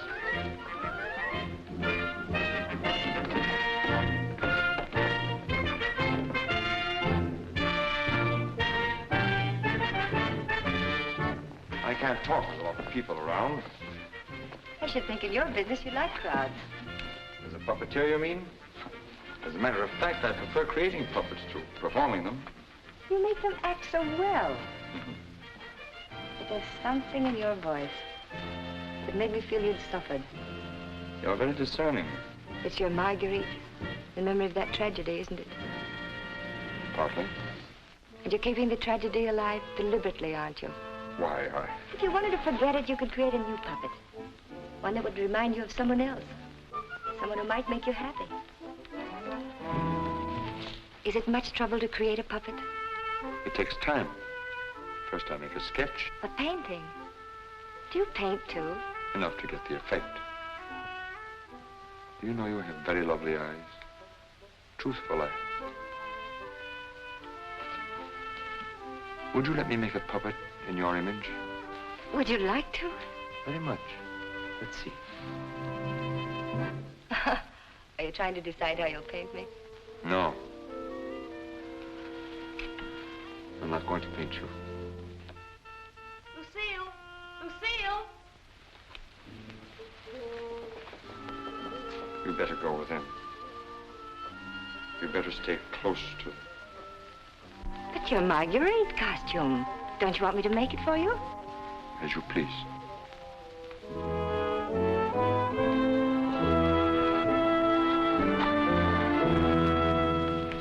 Where's Renee? Oh, looking for you. Oh. Was she difficult? Well, the way she always is when you avoid her. If she comes back, tell her I'm looking for her. Which you won't be. Of course not. Good night, Lucille. Good night. You picked up a little something? What? Oh, you mean some money? For the musicians, you know. For the musicians, of course.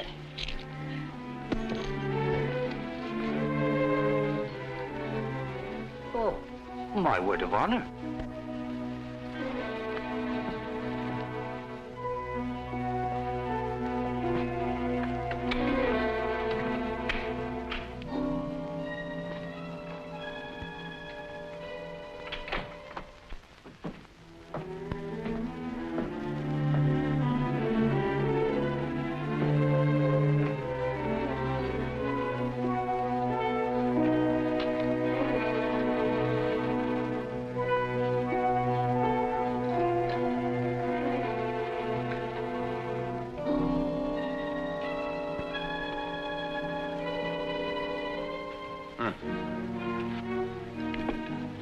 Why didn't you stay at the puppet show?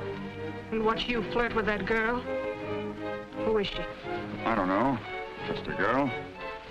Another, I suppose, to take my job for a few days. A few weeks. And you think you'll come back to me again? I think you'd better go now, Renee. Oh, no, not this time. Renee, I won't stand for it. I warn you. You'll regret it. Regret it? Gaston, I've regretted it from the start. From the first day I met you. I didn't ask you to fall in love with me. No. Then why did you keep telling me you needed me? That I was necessary to your success? What was I to think? What did you think, Renee? Gaston, these girls, I've known they didn't mean anything to you, really, because you always came back to me. But Gaston, what's happened to them? You think?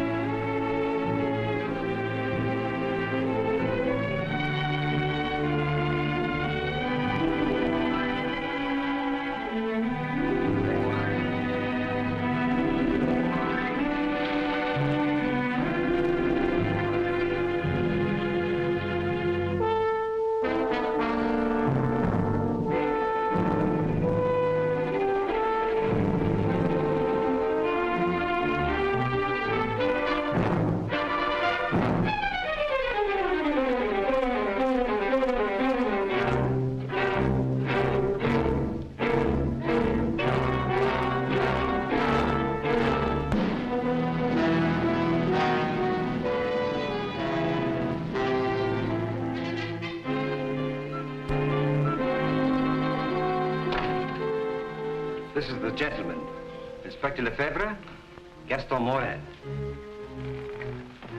Monsieur Morel, you saw the body. It is Renee, all right. Renee? Renee Clermont. She's been singing for me in my puppet show for almost a year now. Oh, I see. Sorry, these are all routine questions. Morel, how did you know the girl was missing? She was to have rehearsed with me this morning. When she didn't show up, I went to her room. When there was no answer, I got the concierge to let me in. Her bed had not been slept in. I called again a little while ago. She had not turned up. The concierge it was told me that police found another girl in the Seine this morning. Another victim of Bluebeard, so I got worried.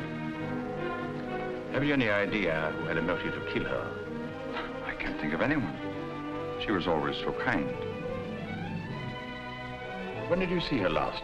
At the puppet show. She left before I did. You can prove that, of course. Of course. You didn't notice if she left with anyone? No, I didn't. It's always quite crowded backstage after the performance. People come back to see how we pull the strings. Renee slipped away before I knew she was gone.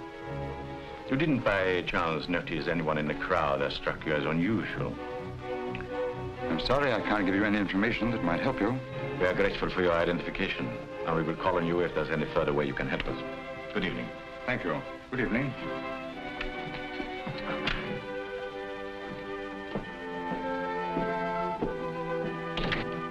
Reynald? Yes? Send for Francine Etienne. Rush her back to Paris at once. But, Inspector... At once.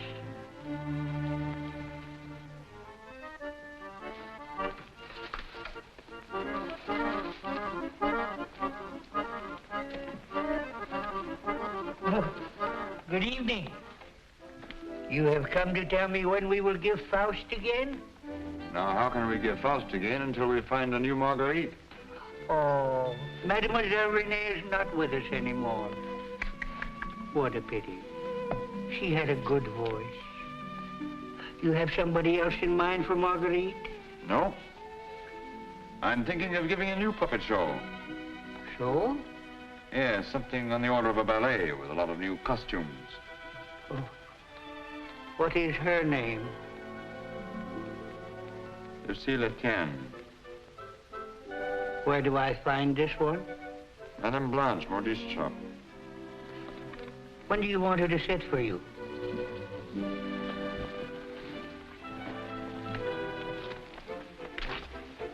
I'm not going to paint this one. No? Definitely not. I merely wanted to make some costumes for me. That's a new one. It's a fact. Nothing more. Just to make some costumes for my puppets. At your studio? I don't know where she'll make them. I don't even know if she will make them. That's what I want you to find out. When? As soon as possible.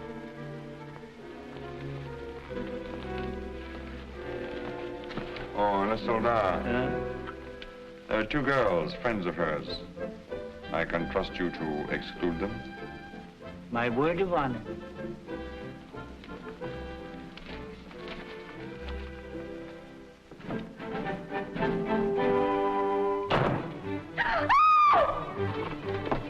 What do you mean breaking in here? We don't admit beggars.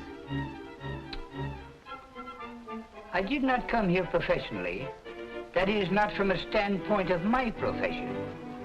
I came here on a very confidential mission to see Mademoiselle Lucille. I'm Lucille. Did you want to see me? Oh, yes. Privately.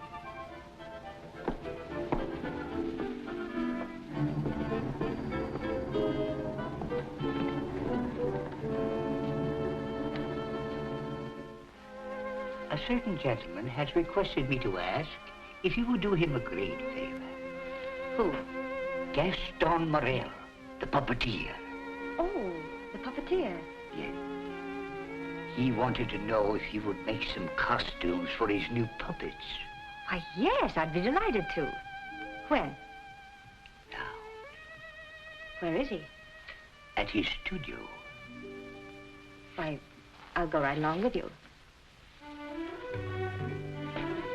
Yes. He has so many ideas. One never knows what he will turn up with next. I always hope one day he will make a stout fellow after me.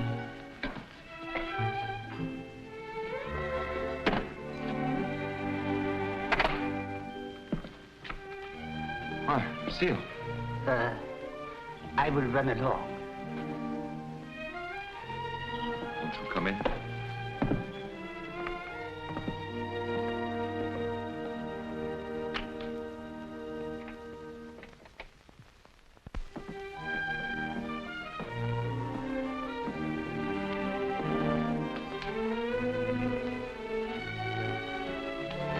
So this is where you work?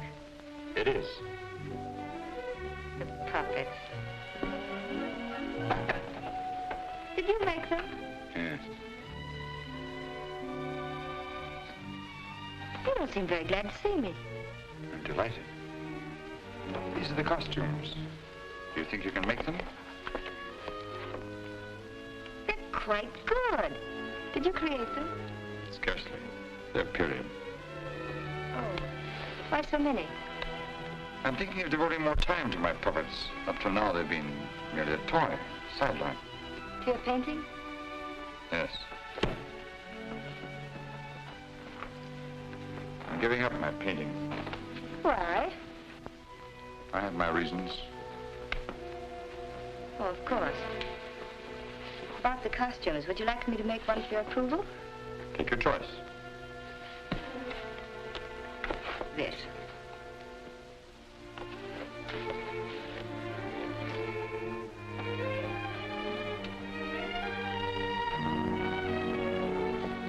It's plain to be seen a woman's care is lacking here. Is the place that dirty? Oh, like any bachelor quarters.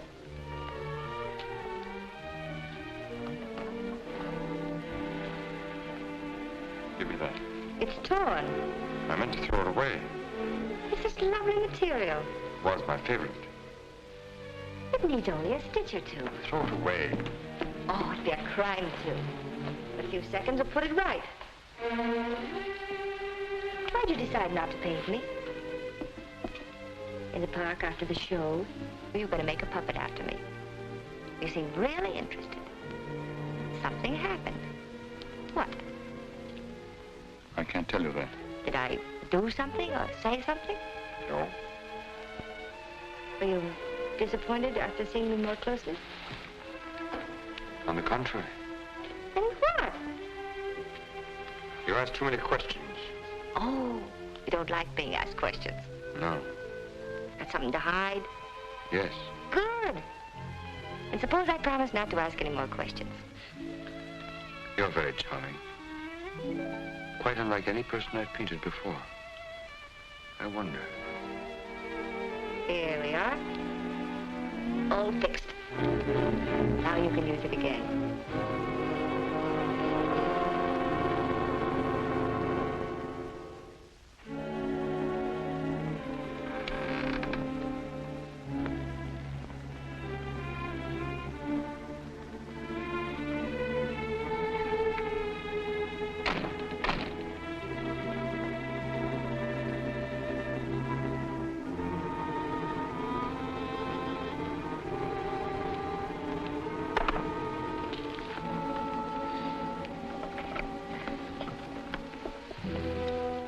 What brings you here, Lamarté? The police have found the body of the last girl. Well? Why must you continue to throw them into the sand for the police to find? You know why. That's the most frightening obsession of yours, Gaston. It has put me to great expense, smuggling your paintings out of France to be disposed of. You must make enough out of the transaction to be always after me for another canvas. Is that what you're here for now, before you've disposed of the last one? As a matter of fact, I've sold the last one. Already? Yes. The Duke of Carradine was in my shop the other day, looking for something unusual. The Duke of Carradine? Don't tell me you've sold it to him. Oh, he didn't give me any fancy price, such as he's noted for.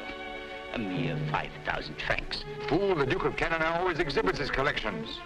What if someone should recognize the girl? The people who attend the Duke's exhibits are not likely to know such an obscure girl. But his exhibits are public. Anybody can get in. You better persuade him not to show that picture. That might arouse his suspicions. Buy it back from him. You said he gave you only 5,000. I don't think he would part with it. The girl in that painting was one of Bluebeard's victims.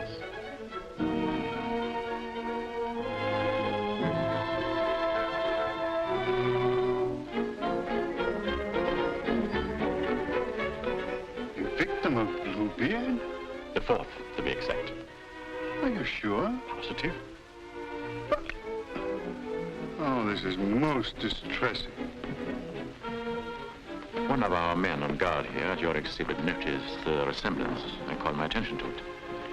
I investigated, and there can be no doubt it's the same girl. Most unfortunate. Most fortunate for us that you happened to buy the picture, because I'm sure that we can count on your cooperation. Naturally, I'll do anything in my power, Inspector. Thank you. What do you know about the painter? Nothing. I bought the canvas largely on the recommendation of the art dealer. Although, of course, I recognized its great merit. Who was the art dealer? Jean Lamarté. You know him? Only by reputation. Lamarté. What did he tell you about the painter? As a matter of fact, he was evasive on that point. But he did intimate the painter was someone of reputation who executed this canvas under the pseudonym of Albert Garron. Lamarté. I think I'll pay him a visit. Don't seem to recall such a canvas. Of course, the Duke buys many pictures, and not all from me, unfortunately. But this one, he recalls distinctly having bought here. It was painted by one Albert Garron. Albert Garron? I don't recall the name. Strange, because he informed me he paid 30,000 francs for it. Because you had told him that someday this painter would be quite famous. I might have seen great talent in painting. I've frequently backed my own judgment successfully. Have you, by any chance, any other paintings by this Albert Garon? I'm sorry to say I haven't. But I have a canvas by another very promising young man, if you are interested. Yes, I might be. This way, please. Thank you.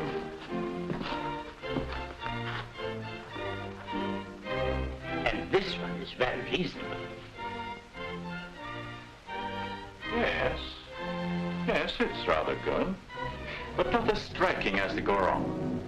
Do you think you could locate this Garon for me? He might have something else I would like. You must have a record of that painting. Come to think of it, I do recall that canvas now. A plain dark girl against a bizarre background. An old man brought it in to me one day. Oh, the painter himself? No, some old man I've never seen before. He said he needed money. You happen to know his name? I paid cash. His name didn't interest me. Do you happen to know from whom he got the painting? No. He merely mentioned it had been the family a long time. But why all this interest in Albert Garon, may I ask? Well, I'm interested in his work. Are you sure you couldn't contact him for me? I wouldn't have the vaguest idea how to locate him. Well, I'm sorry, Monsieur Lamarté. Afraid we can't do any business at the moment. If I knew where to reach you, gentlemen. Oh, I might drop in some other time. Thank you. Jean?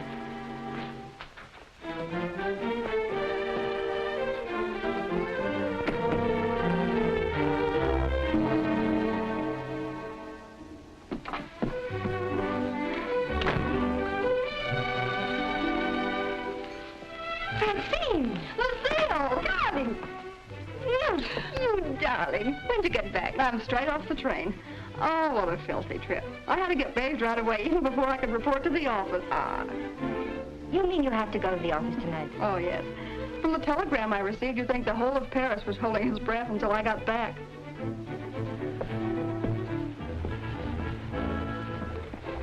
Was he with you? He? Who? You know whom I mean. You never told me his name. Oh, Jacques. No, he was not with me. It was Jacques who sent the telegram. Francine, it's outrageous. You're never home anymore. That position of yours... Wait a minute. Remember our agreement? I'm not to interfere in your affairs, and you're not to in mine.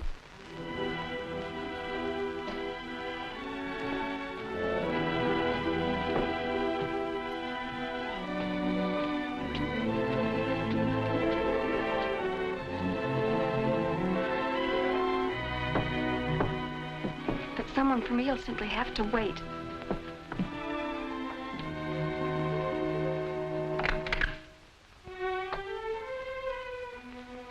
Good evening. I brought one of my little people for her to use as a model. Who is it, Lucille? It's one of my customers. Since when are you making clothes for men? For puppets. The puppeteer. Well, have him come in. I'll stay out of sight. It's my little sister, Francine. Oh. I'm sorry she isn't presentable. I'd like you to meet her. Tell him to come in and wait. I won't be long. Won't you come in? What's the matter? Was he afraid to... Good evening. Francine, this is Gaston Morel. How do you do? Usually better than this. I'll be out in a minute. I really can't stay. I thought if you had one of the puppets for fittings, they're all pretty much the same size. Oh, then you want me to go right ahead and make the clothes? Certainly. I'd be glad to. Then, if you'll excuse me. I'm very glad to have met you, mademoiselle. Happy to have met you. Good night. Good night.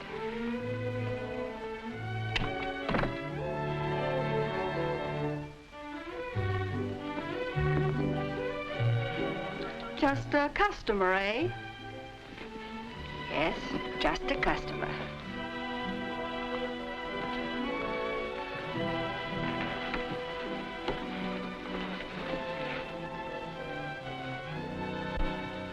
Well, that's the first time I've heard them called puppets. Oh, they just came with the puppet. Oh, sure. To keep it from breaking. Well, he's not bad looking. The one who pulls the strings, I mean. Oh, Francine. I can't tell you how glad I am. Well, of course, we all are, to have you back. Thank you, Inspector. Oh, may I present my sister? Your sister? But you never told me you had such a charming sister. I'm no fool. How do you do? I'm very happy to know you. Really, Francine has told me a great deal about you. Thank you. Gentlemen, that will be all for the present. But now you must tell me about your success.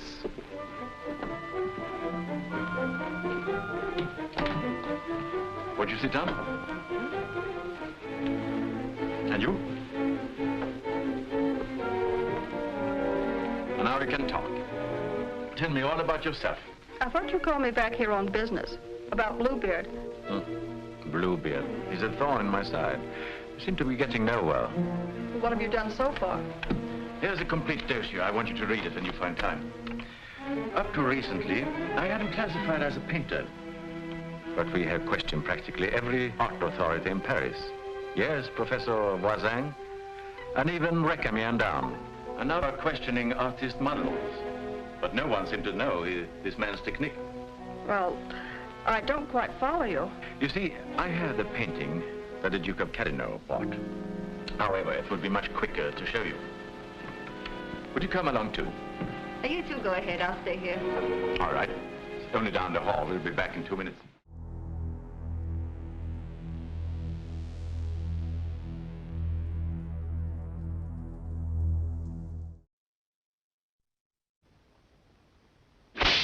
Bluebeard. A man with an eye for beauty, an ear for music, an appreciation for talent. Burton is Bluebeard. He had a way with the world's most beautiful women.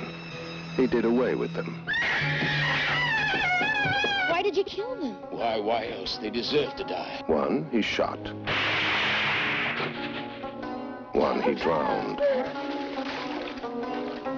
One he falconated. One he froze. One he chopped. One he coffined. Two he chandeliered.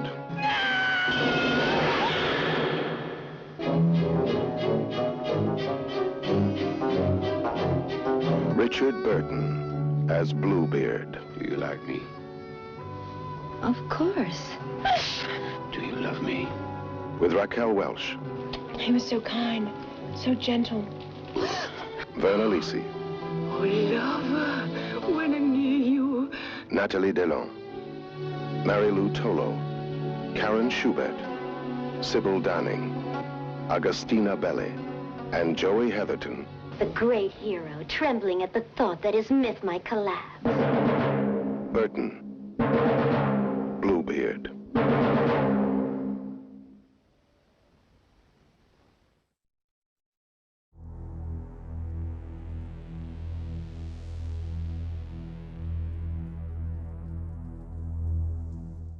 Next model, Hélène Bourreau. Hélène Bourreau.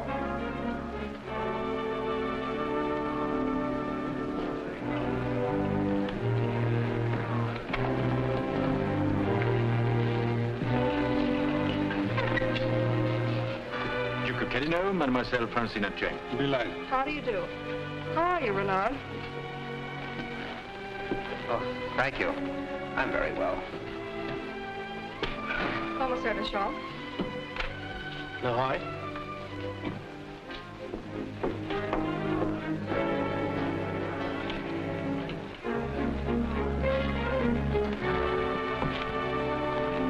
You are an artist's model? At the Beaux-Arts.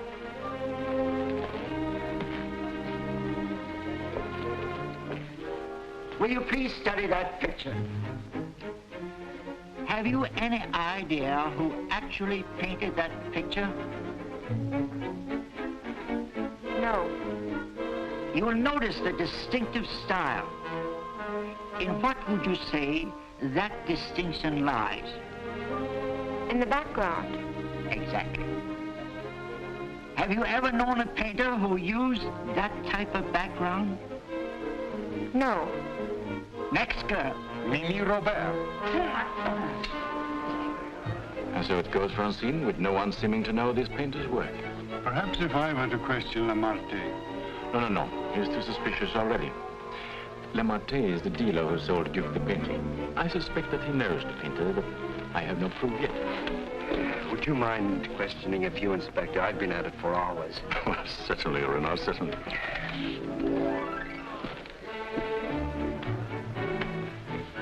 You understand, mademoiselle, you're not here on trial for any offense. Oh, that's good. We are merely qualifying witnesses. You are an artist model? But of course. What do you take me for? Mademoiselle, that's beside the point. Right in the courtroom. I've modeled the greatest painters of France. Oh, no doubt. But we are only interested in contemporary artists. And the most famous sculptors, too. You know, of course, the Venus de Milo. Oh, yes. An historical masterpiece. But surely you're not going to tell us you modeled for her. Quiet! I'm the exact duplication of her measurements. But recently, have you been occupied as a model? Well, not exactly as a model. You see, since I've retired, I've been... I don't think we need to go into that.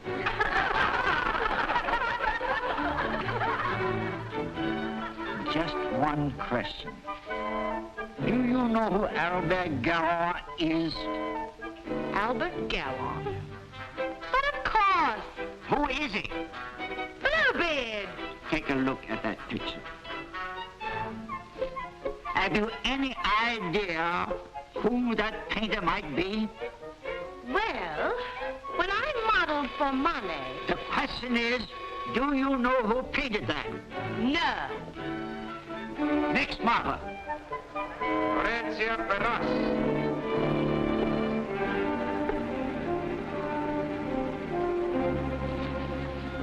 Listen, I have an idea. The Duke of Carradine writes, you want a portrait of your daughter, and asks me to help you find a satisfactory painter. Being strangers here, we naturally look to the Duke, who is a relative, for recommendations regarding a number of things. My trousseau, chiefly. The Duke is a man of excellent taste. Yes. Among his paintings, I noticed one that particularly attracted me. The canvas of a young girl against a rather startling background.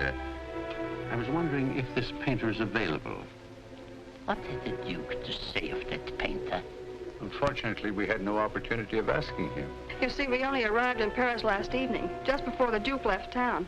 Yes, and since we're sailing back to South America before he returns, we had the chance only for a few intimate matters, and I mentioned wanting a portrait. What was this painter's name? I couldn't make it out very well. Karoff or Caron? Garron? Possibly. At any rate, whoever he is, his flesh tones are superb.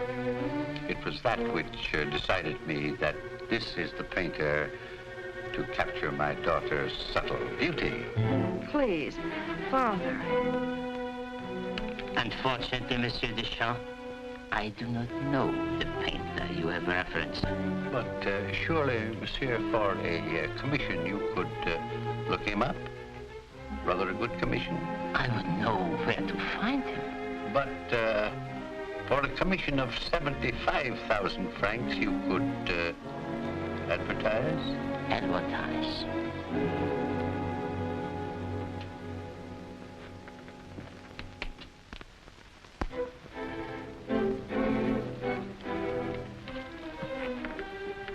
$150,000 might make an attractive figure.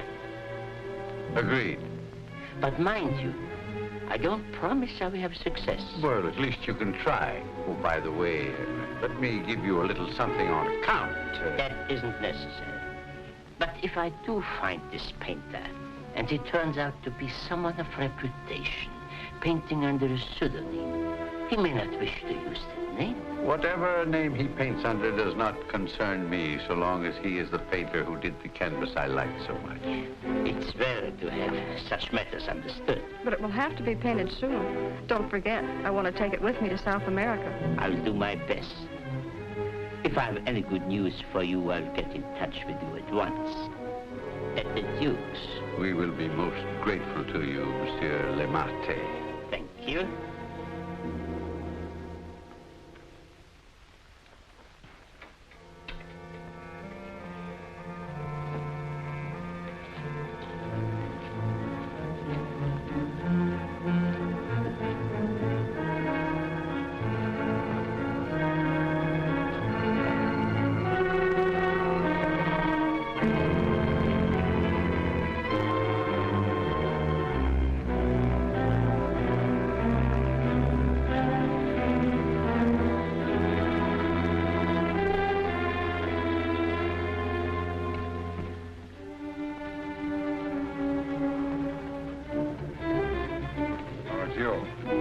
Why don't you come in the front way? Perhaps if you paid me my rent, you could dictate which way I should enter my own property. You've made plenty out of my paintings in the past. I made a small profit in the past. But do you think I'm going to let you go on living here for nothing? I'll pay you.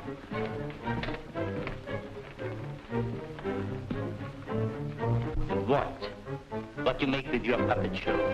Oh, I'll manage. Don't be ridiculous. But I'll make you a proposition. 25,000 francs, if you will do. 25,000? I might even get you 30. Oh, that would give me a magnificent puppet show. A dozen of them. What's the proposition? A rich South American wants a portrait of his daughter. Oh, I thought so. No, I've told her I'm through painting. So you can be, for good, after just this one. Think of it, Gaston. 30,000 francs. I am thinking of it. No, it's too risky. Besides, I've told you I won't pay any more of your girls. But this is different. This is a portrait, and this is safe. She's leaving almost at once for South America to be married, and she's taking the painting with her. It's a trap.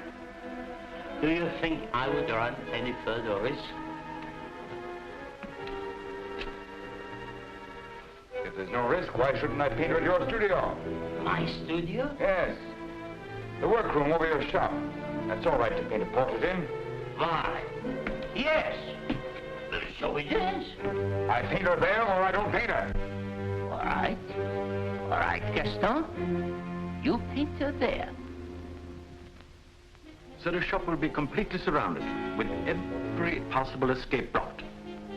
But how are we to know that this Garong has actually showed up at Le Montes? We'll give you a signal. The champ can stand at the window and light his cigar.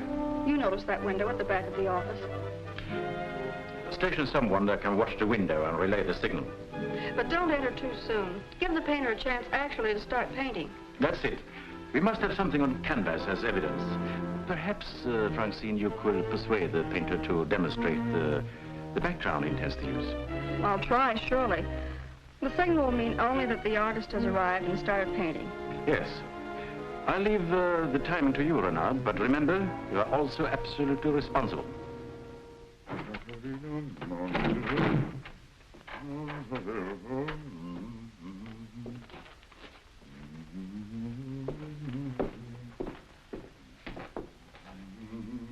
He further stipulated that there should be absolutely no visitors, not even you, sir. Rather than risk his outright refusal, I accepted. Yes, but my daughter... Oh, you needn't be concerned about me. And I'm sure Lemarte will not object if you wait here and smoke. Not at all. Very well. So, if you will be good enough to excuse us, I'll take the lady to our painter.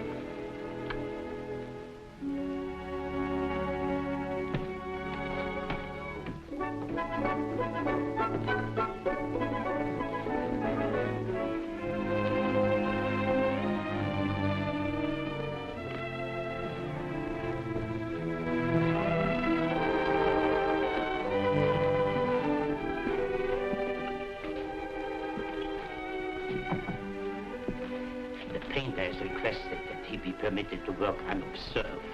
He finds it more satisfactory that way. The senorita is here. Are you ready? Quite ready. I hope you will be quite comfortable. If there's anything you want, you have only to call down the speaking tube. Thank you. The artist understands the need for haste. He's quite agreeable. Therefore, I won't take up any more time.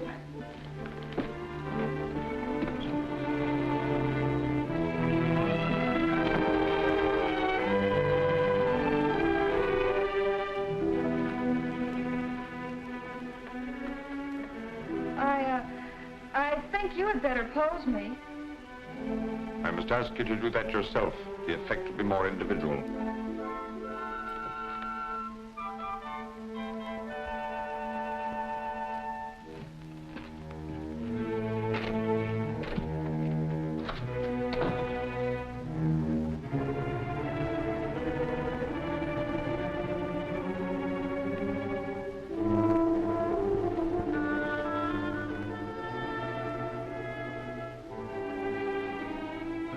Didn't take you long.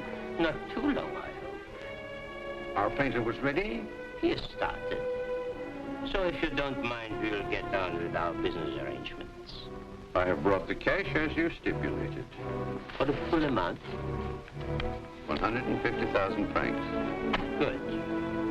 I'll write you a receipt. Surely you must have done some pictures other than the one I saw at the Duke's. Haven't you? Pardon? I say I would love to see some other pictures you've done. Thank you. Head higher, please.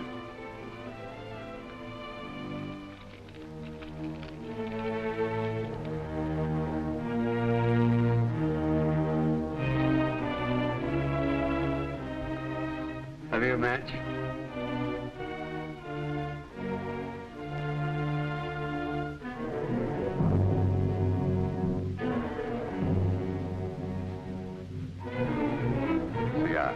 Thanks. I don't smoke. But I always have matches with me. I find they frequently come in handy.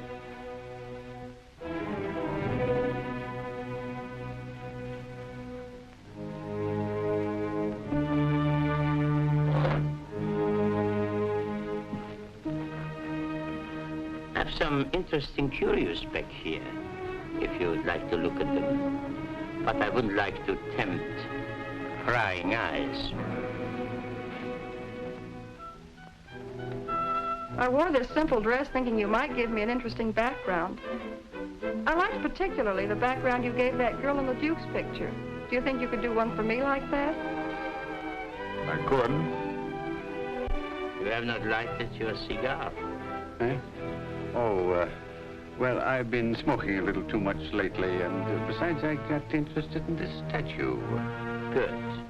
Then you won't mind excusing me a moment while I go up and see how our painting is coming on?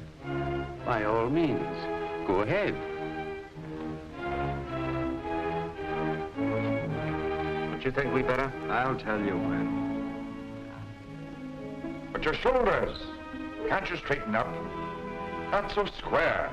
Well, I've asked you to pose me. I'm quite helpless about such things.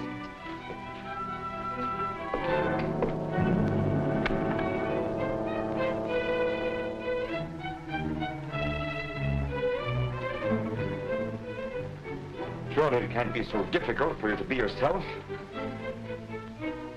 What's the matter? Lucille's puppeteer. Lucille. So you're Bluebeard. Who said so? Lamartine. Lamartine. And you believe what Lamartine told you?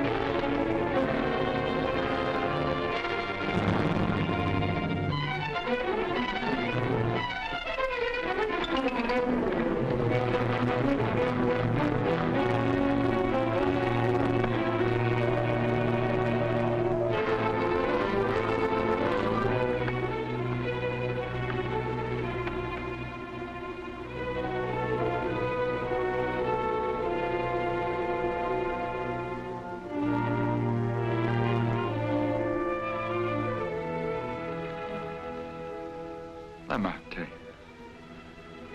how many others have you told that I painted the pictures you sold to the Duke? No one. No one. You're not telling me the truth.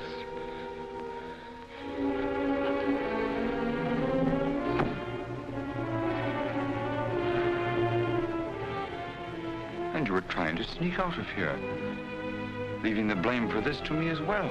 No. No. I want it.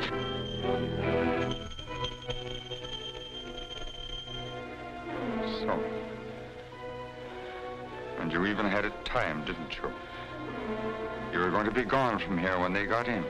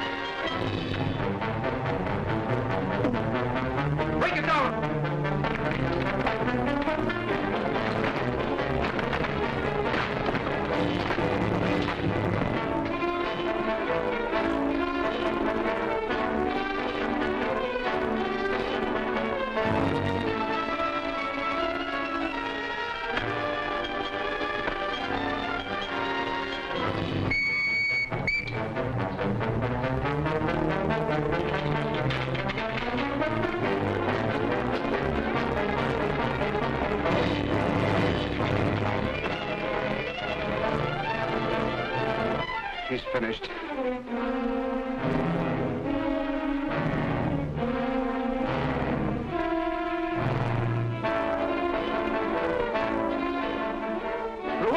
Quickly!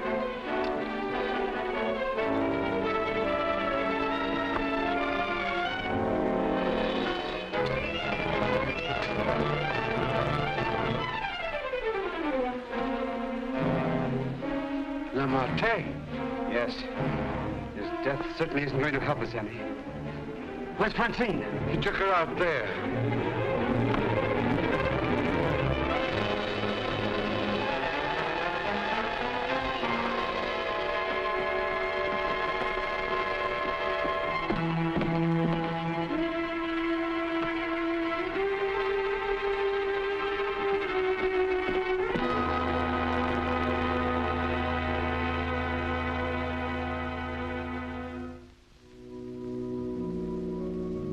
What of him now?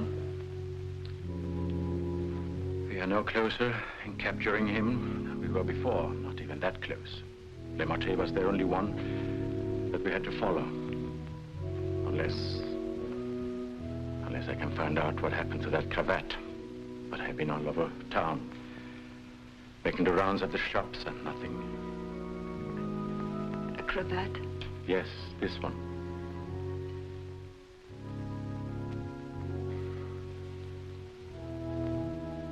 What's the matter? You say he used this? Yes, it's a garrote. Then you think the owner of this cravat is the murderer? Very likely. If not, he probably could take us to the murderer. Lucien. Lucien, I don't know how to say this, but you know how I felt about Francine. She's your sister. If I only could make you believe, I will do everything I can. And for you, too. Thank you. Now we have something in common, haven't we? Yes. Perhaps I should go in. Please do.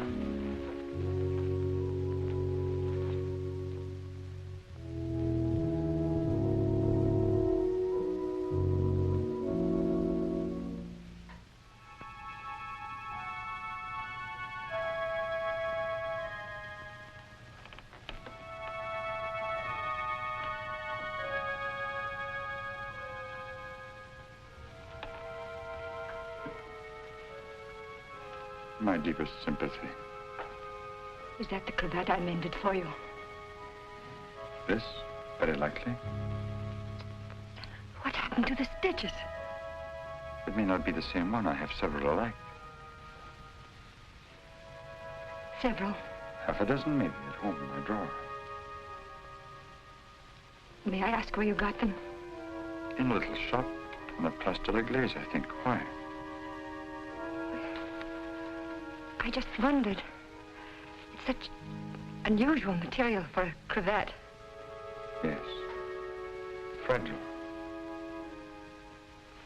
Would you be so kind? Would you care to go in? My interest is in the living. I called chiefly to offer my condolences. Thank you.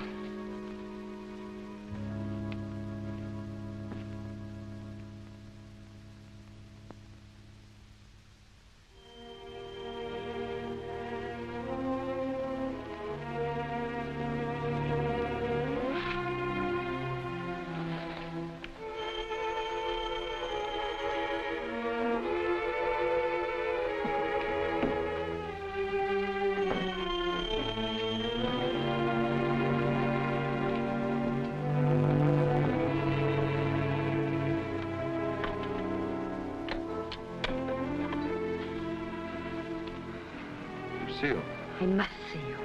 May I come in? Please do.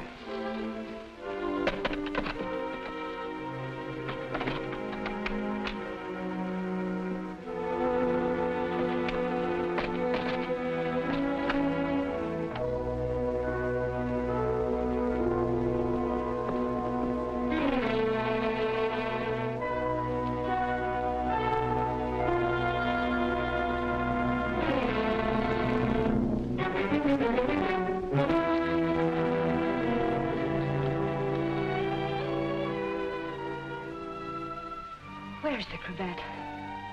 Which? The one I mended for you. Oh, that. If you must know, I threw it away. Oh, I wish I could believe you. You've been through a lot, Lucia. Sit down.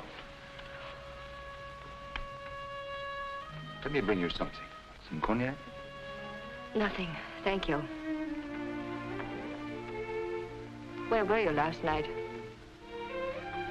Right here. Working on my puppets. The whole evening? I did go out for a little while. To paint someone? Haven't I told you I don't want to paint anymore? But that merely meant you wouldn't paint me. Why was that? What good would it do to tell you? You don't believe anything I say to you. Why wouldn't you? As a matter of fact, I was becoming too fond of you. Fond? Yes. But it was more than fondness. I found myself falling in love with you. Really in love. Why should I prevent you from painting me?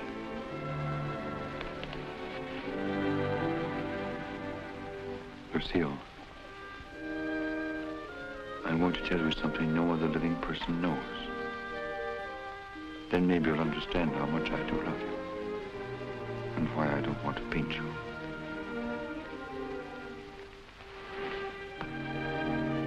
I was a very ambitious youth, Lucille. And extremely sensitive. I almost starved to death as an art student. I didn't mind physical starvation, but there was something in me. A burning ambition striving to paint something really worthwhile, something fine. I worked feverishly at the Beaux-Arts, never seeming to get anywhere. I painted every model who came there, but the canvases all turned out to be one after another, just ordinary. And then, one night,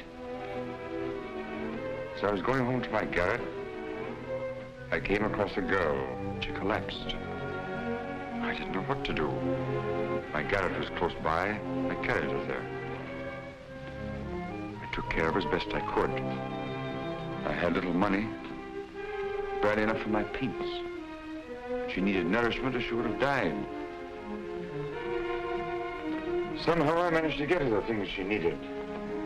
Then one day, to pass the time, I began to paint Jeanette. That was her name. Jeanette LeBeau. There was something in her fever-tormented eyes that was almost spiritual. Something that reminded me of someone I'd seen. Then it came to me. The Maid of Orleans. I'd seen the tomb of the Maid of Orleans, and it had inspired me. Then by chance I sold the painting to Lamartine. Jeanette recovered after that, and then one day, without a word, she disappeared. And then one night, Lamartine turned up at my garret with a letter. It informed me that the Academy had awarded my picture, the Maid of Orleans, the prize. It would hang in the Louvre, and I was being recommended for the Legion of Honor. I would work in the Louvre. I was almost insane with joy.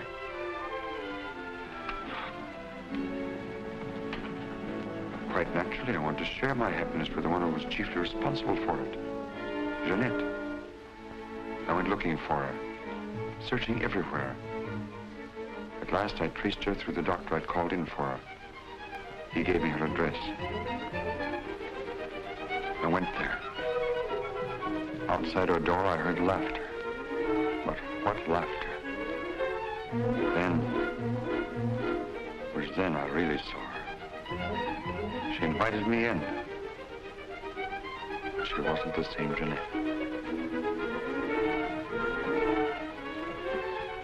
This was the real Jeanette. A low, coarse, loathsome creature. She offered me money.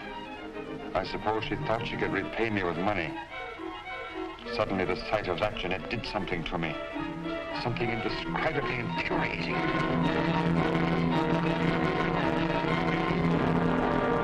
I thought that would stop her defiling the image I created of her. Stop her degrading my work. I thought that would be the end of what she could do to me, but it wasn't. Every time I painted again, I painted Jeanette. So I turned to making puppets because I could make them of wood. Because when they became Jeanette, I could take out my fury on them. I couldn't kill wood. There was no money in puppets. At least not enough for Lamartine. I owed Lamartine a lot of money. And only he knew that I'd killed Jeanette. So I had to paint for Lamartine. He wanted pictures of girls he could sell. But again, every girl I painted turned out to be Jeanette. I couldn't prevent it. I couldn't stop myself. Every time I painted her, I had to kill her again. Finally, life came to mean nothing to me, not even my own.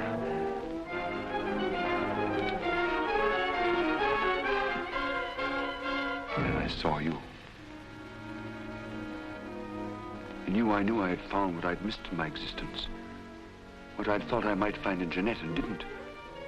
In you, I saw a chance for fulfillment. I knew I couldn't live my life over again to deserve you. I knew I couldn't undo the wrongs I'd done. But I could prevent further ones. That's why I definitely quit painting once and for all. I decided there must be no more killings for your sake. That's why I couldn't paint you. Now do you understand? Yes. Yes. Why, Francine? Francine. I didn't want to kill her. I accepted that one last commission because it would mean independence. There wasn't to be a chance for a slip-up. That's why I was to paint her at Lamartine's studio, with him standing by. I didn't recognize the girl that came there as your sister until it was too late. All I realized suddenly was she was coming between us, you and me. Cutting me off from you. Wrecking our one chance of happiness. You think anything could justify her murder? Anyone seeking to destroy our happiness is a menace. A menace that would have to be done away with. What are you going to do? The only thing I can do. You're not thinking of going to the police? Why not? You wouldn't do that. Wouldn't I? Lucille! You couldn't do that to me. Not you, Lucille. And even if you could, I wouldn't let you. I would let you turn against me, too. Oh, no, not you, Lucille. Not you.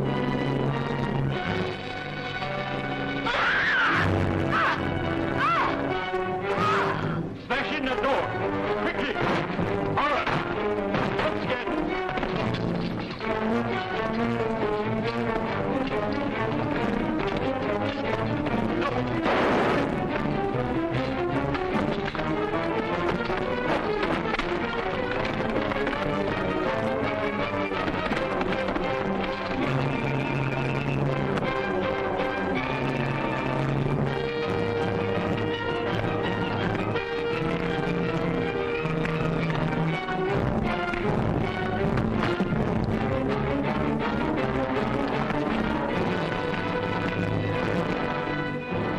How did you get here?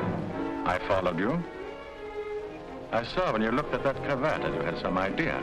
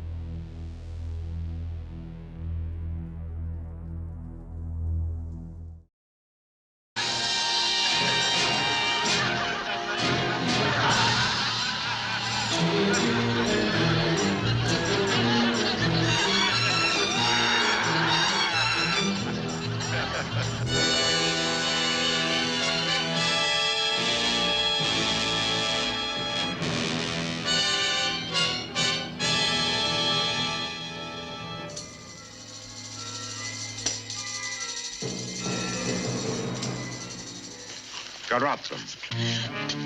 No, I beg of you. Mercy, mercy. Lord Satan, send me a demon so I may know I'm to be your wife.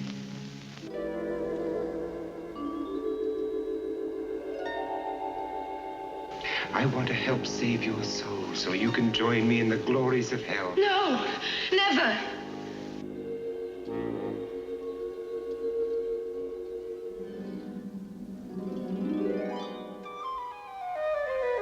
Diamonds, rubies, emeralds, pearls.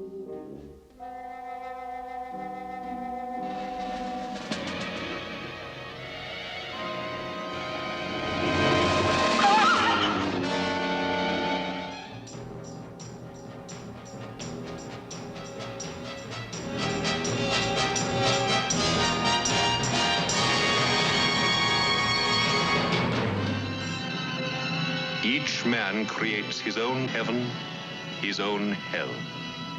Let me see your face.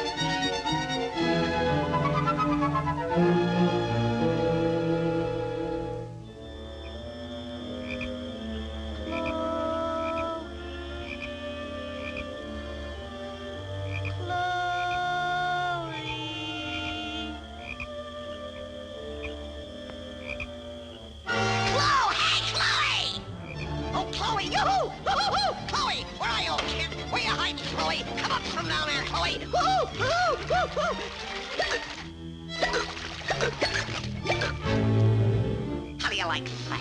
It's them blamed hiccups again.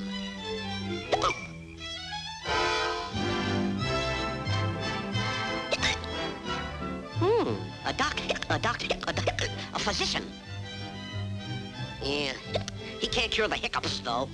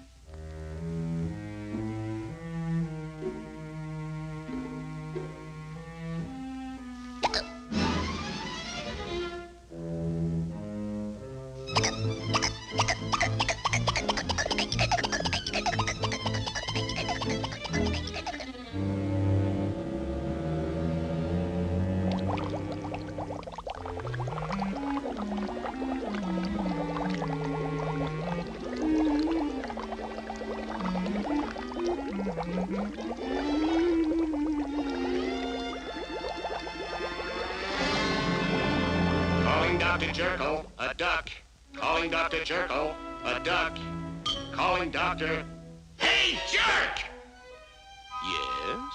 Duck! Next day, up day, and up day with the hiccups day.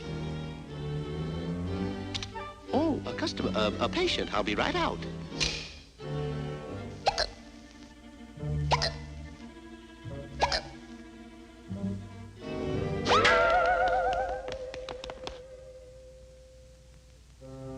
Put him up, I'll suck her in a puss. That's all, doggone sick of your mess. Sick of It's me.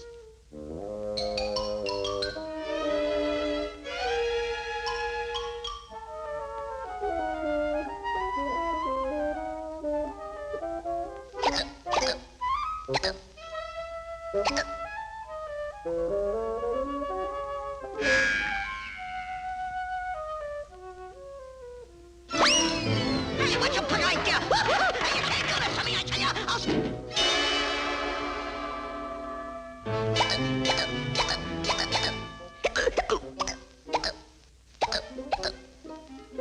Nasty hiccups, nasty, nasty. And we'll try the scare cure. That's what we'll do, yes. Ooh, boo, boo, ooh.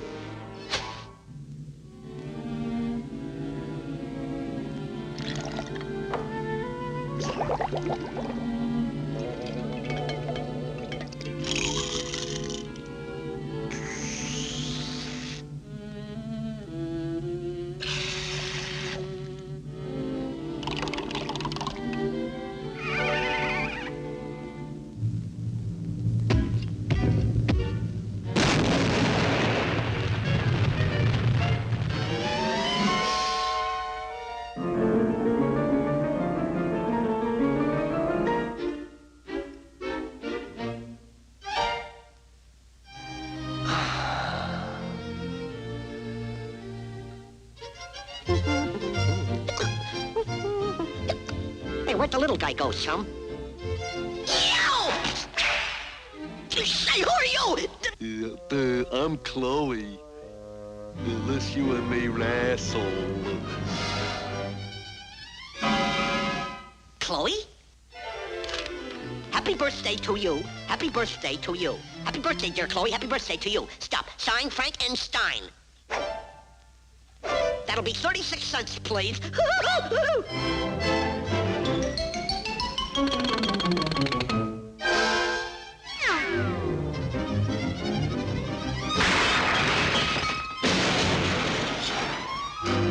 When you hear the tone, the time will be exactly 10-2.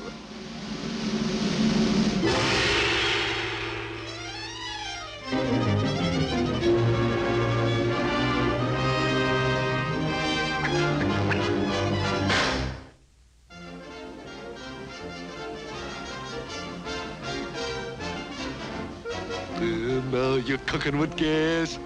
That sends me. Oh, jumper time.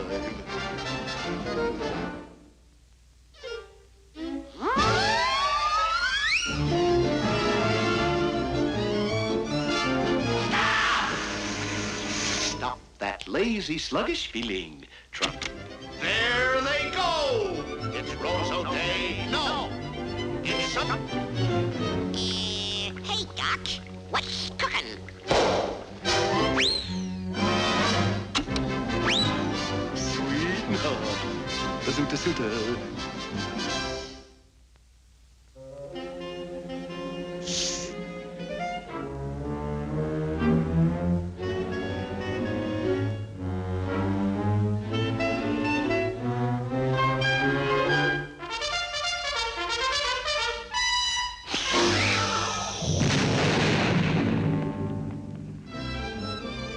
Yeah, Snooky Wookums. Now I guess you'll behave. Uh-huh. You don't know me very well, do we? You don't know me very well, do we? Oh, you broke my little head! Oh, you broke my little spine! Oh!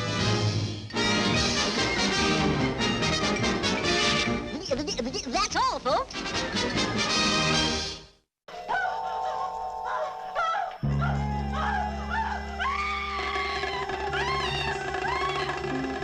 What is the outer limit of fear that drives a man to the point of terror?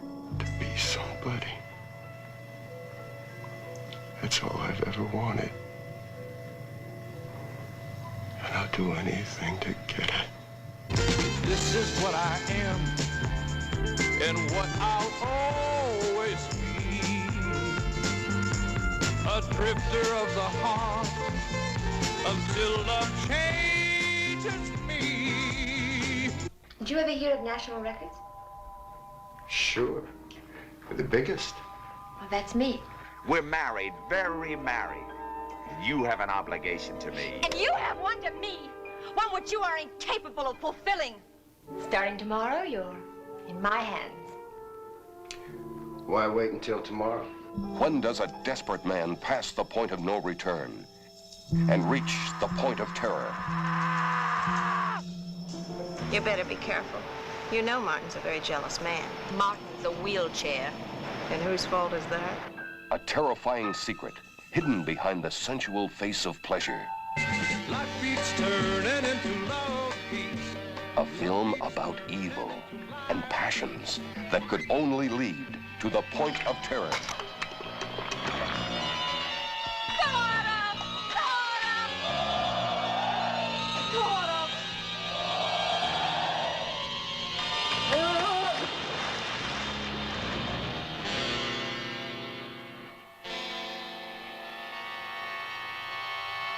And what drives a man from the point of terror and into the arms of his mistress's daughter?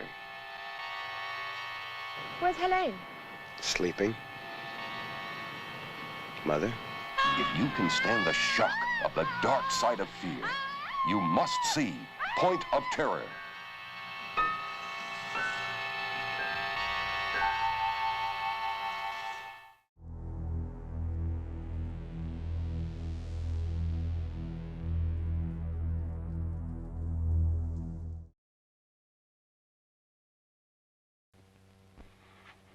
Let me die.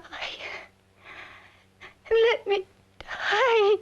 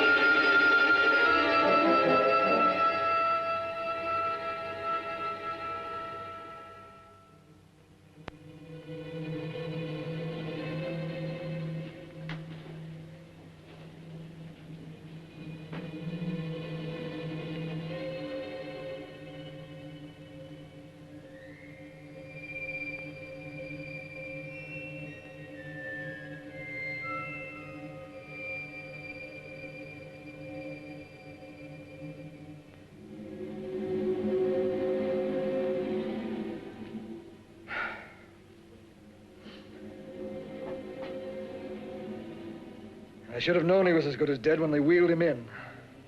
You did everything possible, everything you could, Dr. Coyne. Everything. Everything except save my patient. Everything in the books.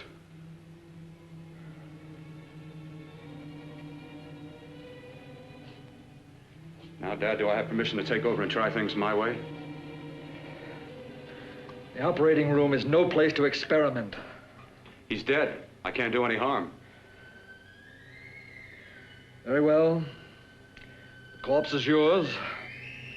Do what you want to do. All right. Make an opening into the chest cavity. Apply 100 milliamps of current directly to the heart, then massage by hand. I'll handle the brain area. By yourself? By myself.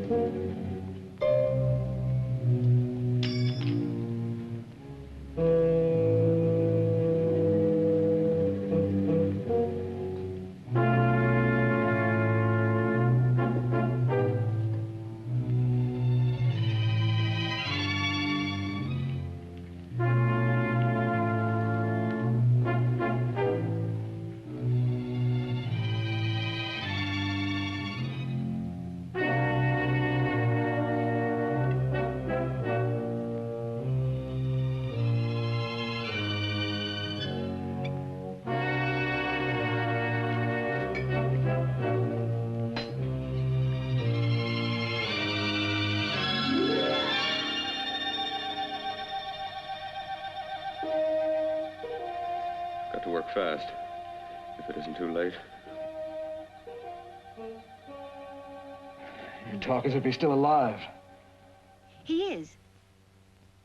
I just picked up a faint pulse beat. Keep massaging the heart. I am. These electric shocks should stimulate the motor area enough to innervate the heart again. Then he won't need any external stimuli. Keep away from the motor area. You'll paralyze him for good. Which would you rather be, paralyzed or dead? Don't try to play God. Some choices are not yours to make. When the obstetrician has to decide which to save the mother or the child, who plays God then? It's part of the game. Game? The human body's not a jigsaw puzzle to experiment on. Still playing it safe like the other doctors, hmm? Might as well save my breath. Keep massaging the heart. You've already lost your patient, Doctor. I'm going to save mine. His pulse is coming back stronger than ever. It's unbelievable. Nothing's unbelievable if you have the nerve to experiment. I've been working on something like this for weeks. In your laboratory? I knew this would work if only I had the opportunity. You don't conduct experiments on people. You should be sure of the results first. I am now. Stop massaging the heart. Let's see if it can take over by itself.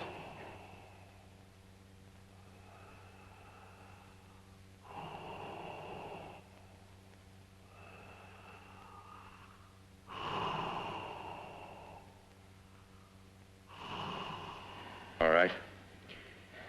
Close up the chest. I'm about finished with the cerebral area. How's his pulse? Strong and steady.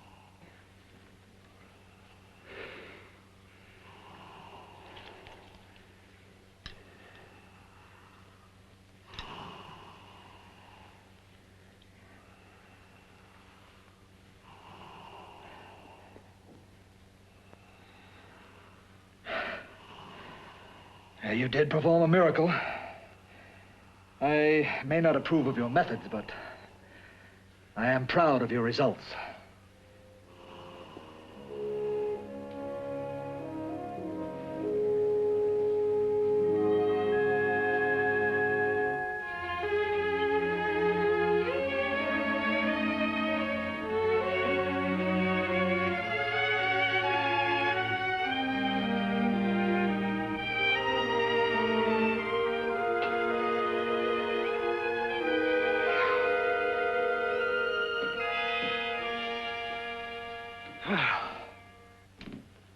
was an amazing, even an extraordinary operation, son. But it still is too risky, too uncontrolled. Saved his life. And the after effects, what about them? You've lost the urge to experiment, to explore.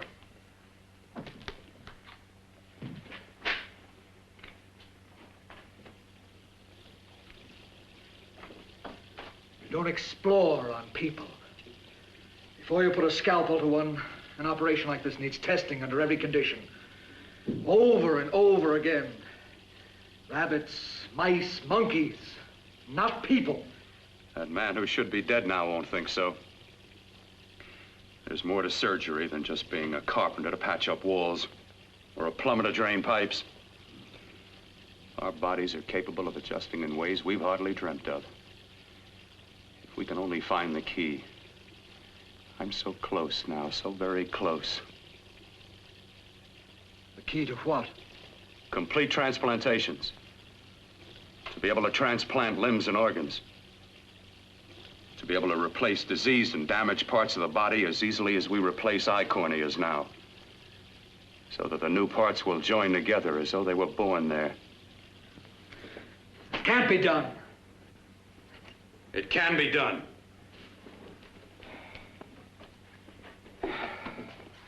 With my new special compound I've created, I'll do it. I know I can do it. Sure, sure. That's what you say. That's what I know.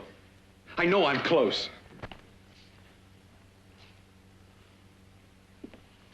Darling, I'm so proud of you, I could kiss you. Promises, huh? Always promises. Careful, your father's liable to report us. And stop the floor show. When you two are married, it won't be fun to watch anymore. Well, I can promise you one thing. Your grandchildren won't be test tube babies. You better hurry if you want to catch that plane to Denver, Dad. You know that medical convention can't start without you. Jan, you'd better check about my reservations. Oh, yes, I'll call the airport. I'll be right back.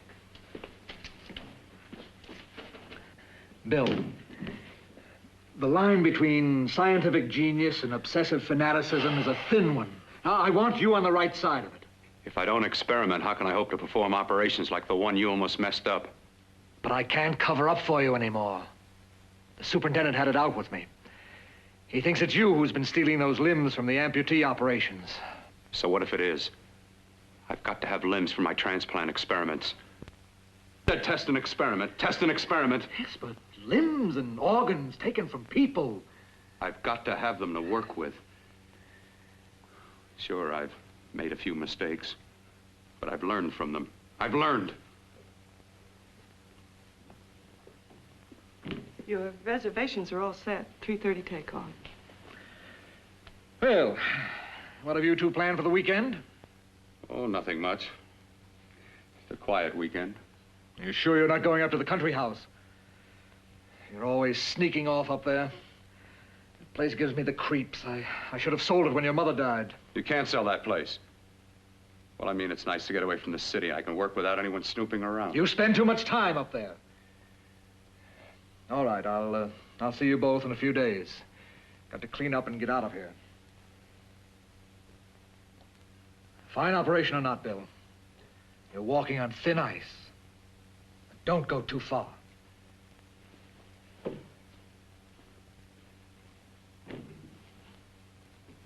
Oh, every time you touch me, I go out of my mind.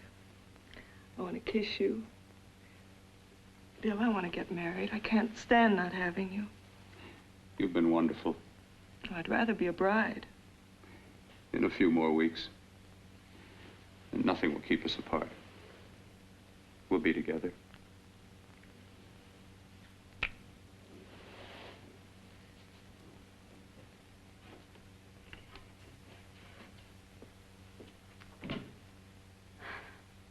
Dr. Kortner.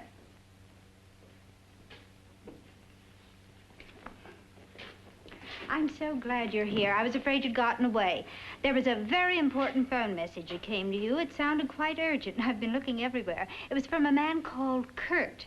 He called from the country place, and he said something terrible had happened. He wanted you to come right out. Thank you. Well, you've always wanted to know what's kept me away from you so many weekends. Have you got the keys to your car?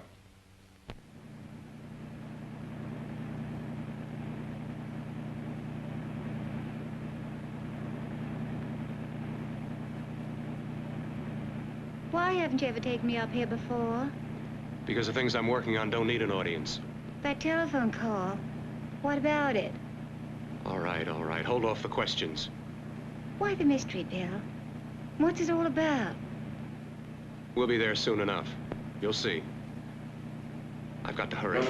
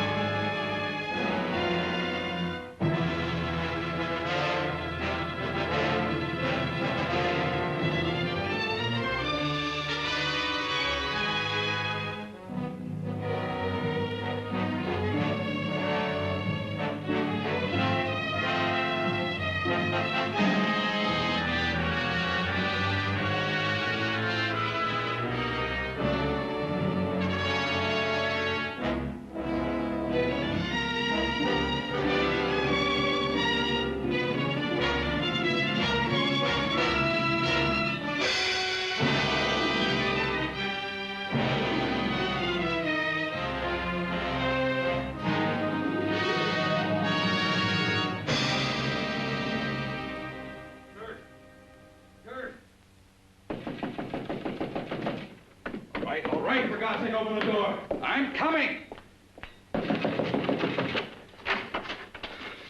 Mac, what's happened to you? It's been a terrible accident. I've got to save her. I've got to save her. What is it? What have you got there? Kurt, please. Sterilize the tubes and instruments quickly. What are you going to do? Aren't you going to have a look in the closet first? No, I can't now. This is more important. But you don't understand. For God's sake, Kurt, this is urgent. Do as I tell you before it's too late. I can't waste precious time arguing with you.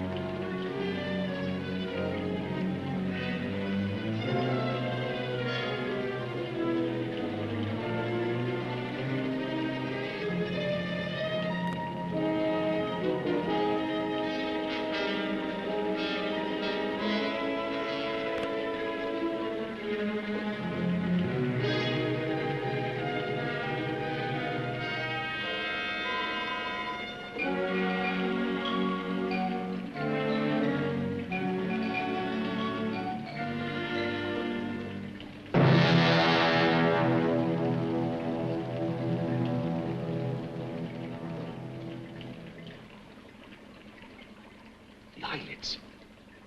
I saw them move. It can't be. My eyes are deceiving me. What you see is real. What's done is done, and what I've done is right. It's the work of science.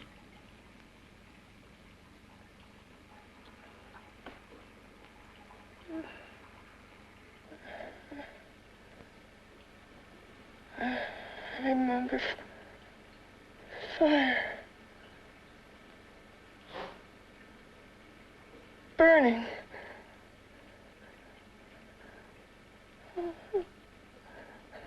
Let me die. Let me die. I've had success with transplants. Now I can do it for her. Transplant her to what? I brought her back. She'll live, and I'll get her another body. I can make her complete again. Only a madman can believe that she could ever be like before. Don't argue with me. I love her too much to let her stay like this. I'll restore her as before. You'll see. Can't you realize? Can't you see? There's a pattern to all that lives. An order, an arrangement.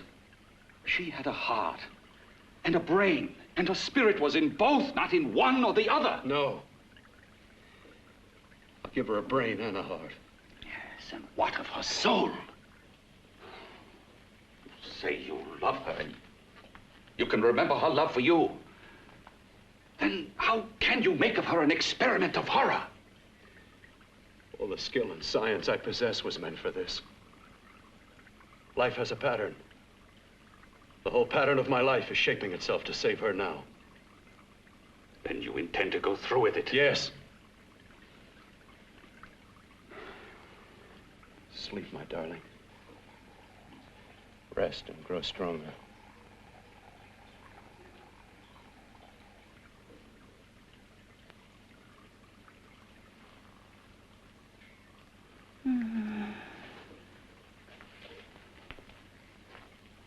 long do you think we can keep her alive under these conditions? 48. 50 hours at the most. Yes. And you really believe you can work a transplant on her successfully? Yes. Like my arm. Withered and deformed. Yours was an early experiment that failed.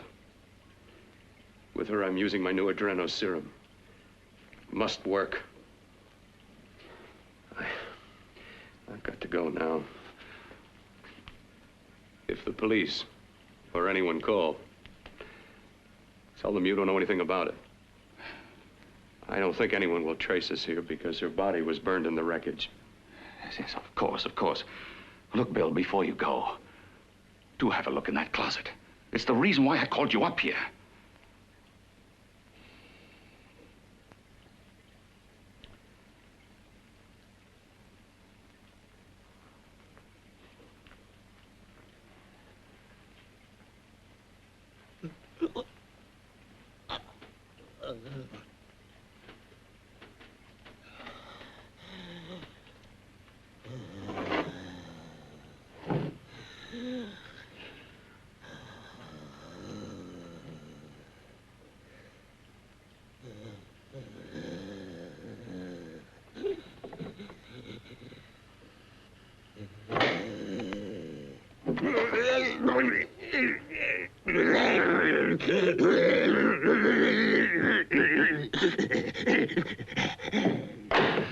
Keep it locked. Last night it got so violent it almost broke out. No. No, not through that thickness. Keep it closed. I've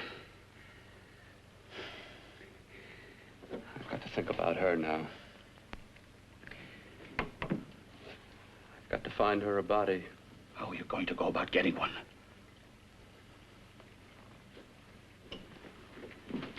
Bill, how will you do it? There are ways. There are ways.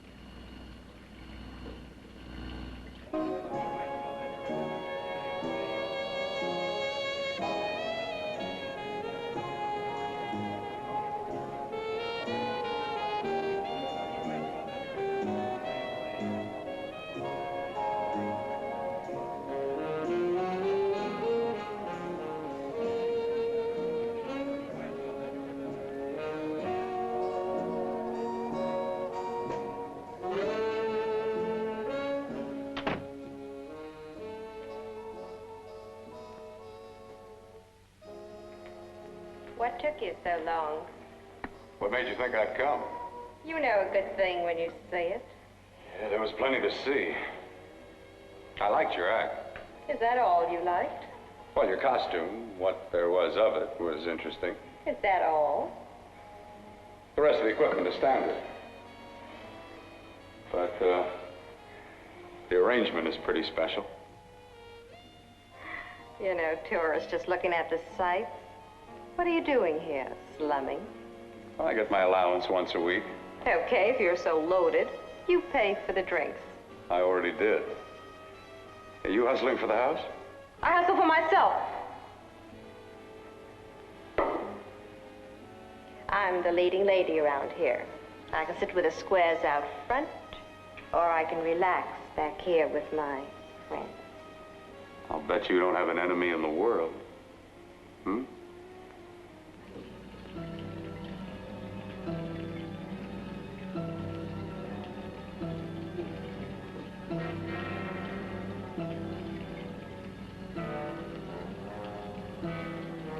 Let me die.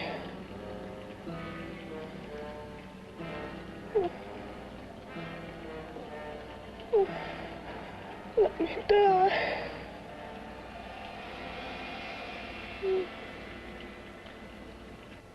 Where are you from? Oh, around. Just looking around. When you get done looking, then what? I operate. I get your message. You're coming across. You could flip any chick in the house. Why me? Well, like I said, I'm looking. Well, you don't have to look any further. I'm not going to fake it for you. When do you go on again, hmm? When? Relax. I got another show yet, but it could be for you. Oh, I was just asking. Try taking. Are you getting nervous? I'm over 21. Oh, it isn't that. I've just got things to do. Things to take care of. Well, if I don't exactly make you sick, what could be more important that could be taken care of right now? Well, I've got to see about helping somebody. Somebody who needs my help very badly. You can't cut out of me now, baby. Now when you got me feeling so good. I'm so warm all over. I'm good for you. I know I'm good for what you want. You may be just what I'm looking for.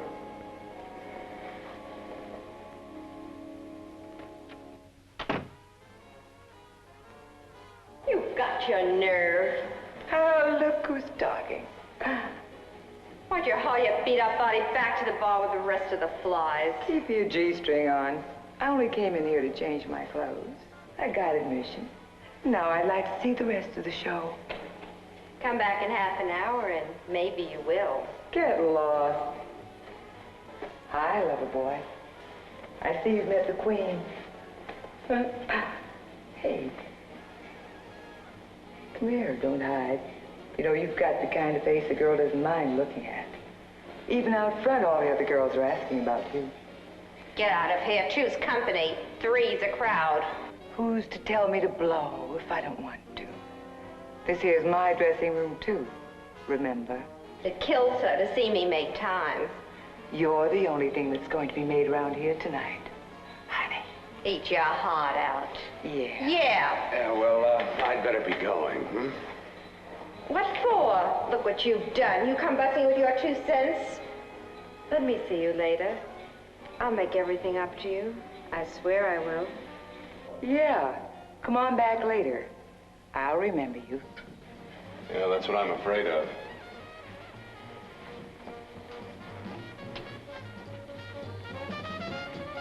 You lousy tramp. Once in a blue moon, I latch into a guy with class, and you mess it up. What makes you think you had him? He wouldn't have you on a bet. Says who? Says me. What's a guy like that want with leftovers for? Leftovers? Why, you cheap third-rate stripper! You are falling over!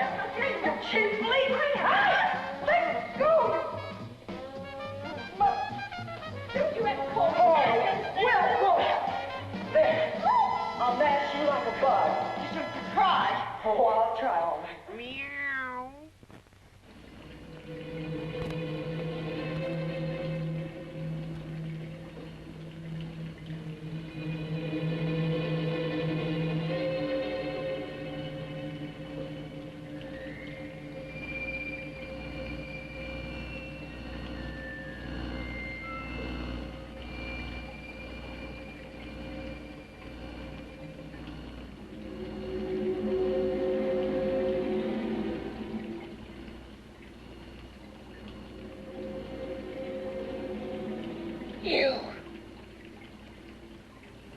Inside the closet.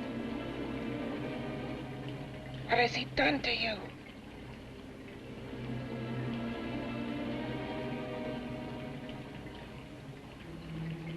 I know there's someone there.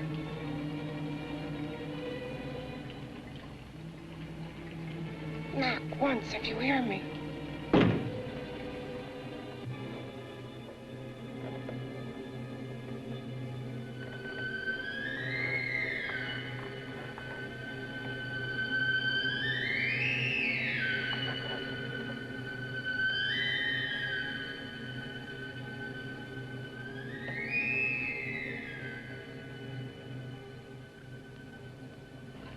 Then I'm not the first. Knock twice if I'm not the first.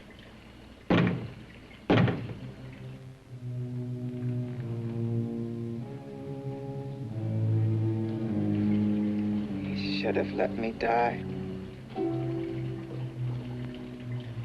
I hate him for what he's done to me. If he only knew what it's like being like this. You know what it's like.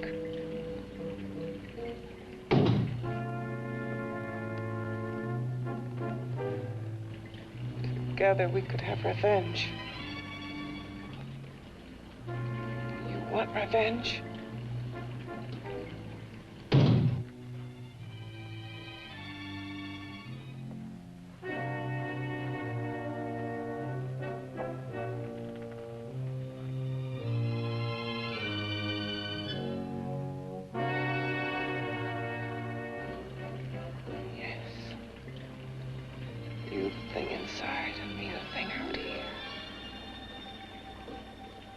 Brain's still untouched.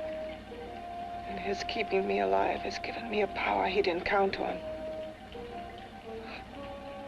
Power that you can feel across this room and through that door. Can't you?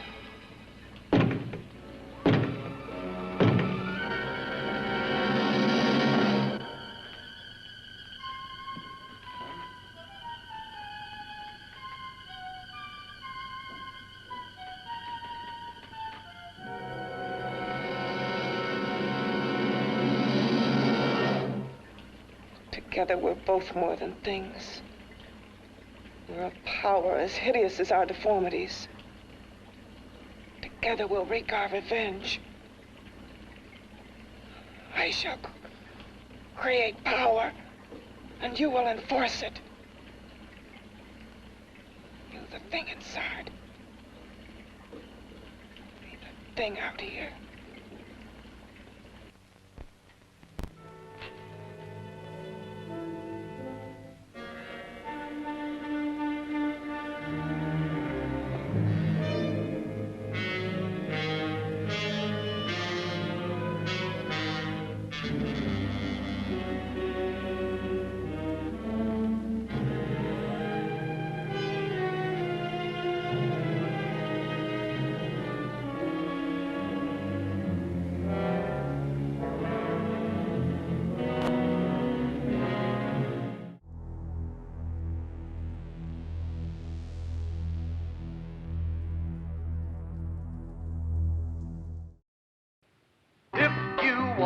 Ladies and gentlemen, go for a wild, wild ride with the Watusi cats. But beware, the sweetest kittens have the sharpest claws. For your own safety, see faster pussycat. Kill. Wild women, wild wheels. Race the fastest pussycats, and they'll beat you to death. Superwoman, belted, buckled, and booted.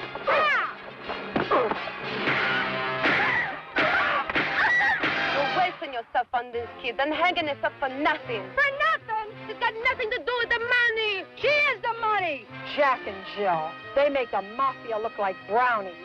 Hey, he's a big one, ain't he? Got muscles all the way to his ears. Yeah. 10% of your action be enough for anyone. Too much for one man to handle. And again, you never can tell. You girls a bunch of nudists, or you just short of clothes? Right now, you're first on my list. And I always try to be top.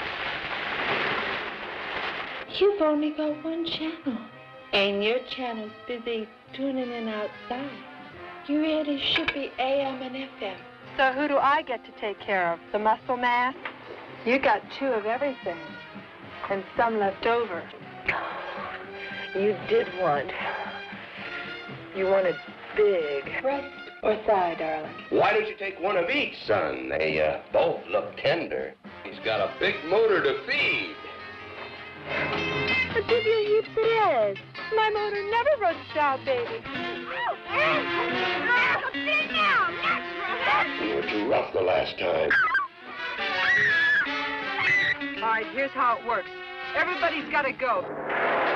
You name it, we've got it. Faster pussycat kills, delivers tons more than the opposition.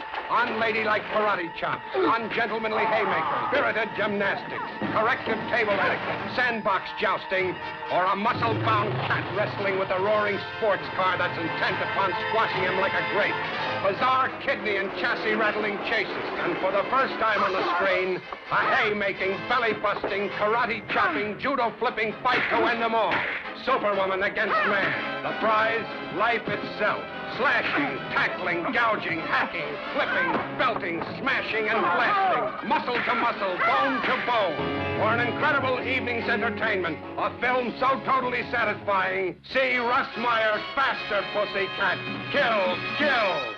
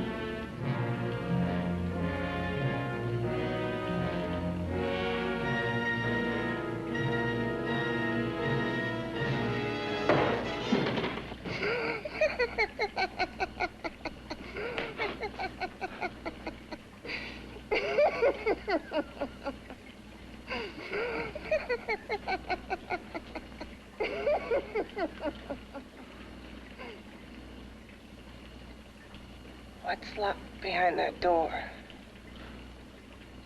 Horror. No normal mind can imagine. Something even more terrible than you. No, my deformed friend. Like all quantities, horror has its ultimate. And I'm that. There is a horror beyond yours. And it's in there. Locked behind that door. The paths of experimentation twist and turn through mountains of miscalculation and often lose themselves in error and darkness. Behind that door is the sum total of Dr. Corton's mistakes. He had no right to bring me back to this. Perhaps not. Who knows? But you should know that before he injected the serum into that, it was but a mass of grafted tissues, lifeless. Just lay there, weighted down with its transplants of broken limbs and amputated arms. But with this serum, it began to breathe. It's impossible. Would you have thought possible what he's already done? Take yourself. He's brought you back. You live. Only a few years ago, all transplants were impossible. That's what he's been doing up here where no one could see his work. Yes. Experimenting with transplants on that. And on me. Letting him tear away my flesh time after time, test after test. My hopes shattering with each grafted arm he fastened to me. Watching it wither and warp, instead of strengthening. You see, he's learned from his mistakes. And you stayed with him, helping him in his grotesque work that he claims is for science. Was there a place for me on the outside with this? A world where eyes would look upon me with pity, and people would turn away from me in disgust? No. The alcoholic has his bottle. The dope addict his needle.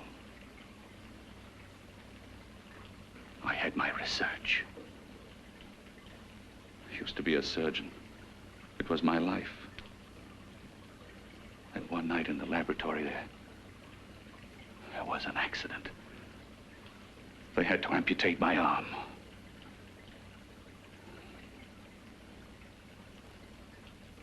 And he has used you to... I had no choice. He was my only hope. A surgeon needs both his arms, not just one. Well, you see, my transplanted grotesqueness stayed. So did I. I live only for the day he can work a successful transplant to my body. That is why I stay. Transplant my head onto another body. Yes. And he's insane with the belief he can do it. But the tissues of my body would reject the tissues of another. Reject it as the foreign substance it is. The transplant would never take it, would never stay in place. My blood's antibodies would attack it as they attack any invading matter. Yes, but his new discovery, this new serum, may change all that. This serum injected into the bloodstream affects the lymphoid tissues. Here, in the neck. The lymphoids that provide the antibodies for the blood that attack foreign transplanted matter. It was untested, untried, till we used it on you. So, that liquid in the blood that's being pumped through what's left of me is what makes me feel the...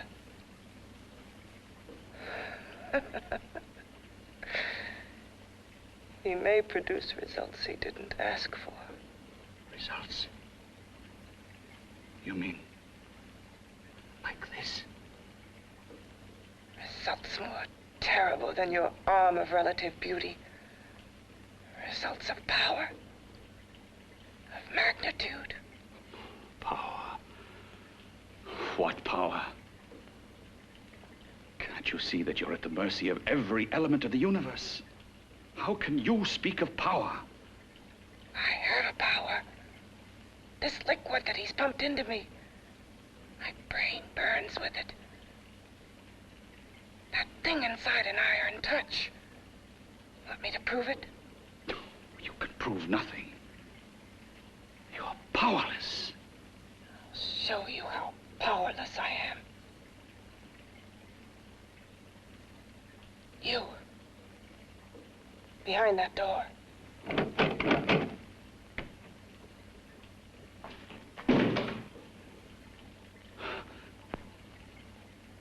Let me know if you hear me. Whoever, whatever you are, I command you. You understand me. I'm only a head, and you're whatever you are. Together we're strong, more powerful than any of them.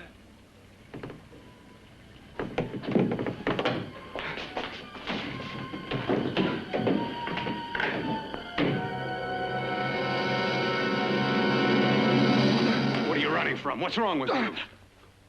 Oh, it's you. Something wrong, something beyond control in that room. There's nothing beyond my control. She's alive, and I'll keep her alive until I find her a body. can't talk anymore. I'm tired. I've got to go to sleep. And you didn't find her body? Well, I've got to be careful. I can't afford to be identified as the last person seen with a girl before she disappears. Do you think you'll get one?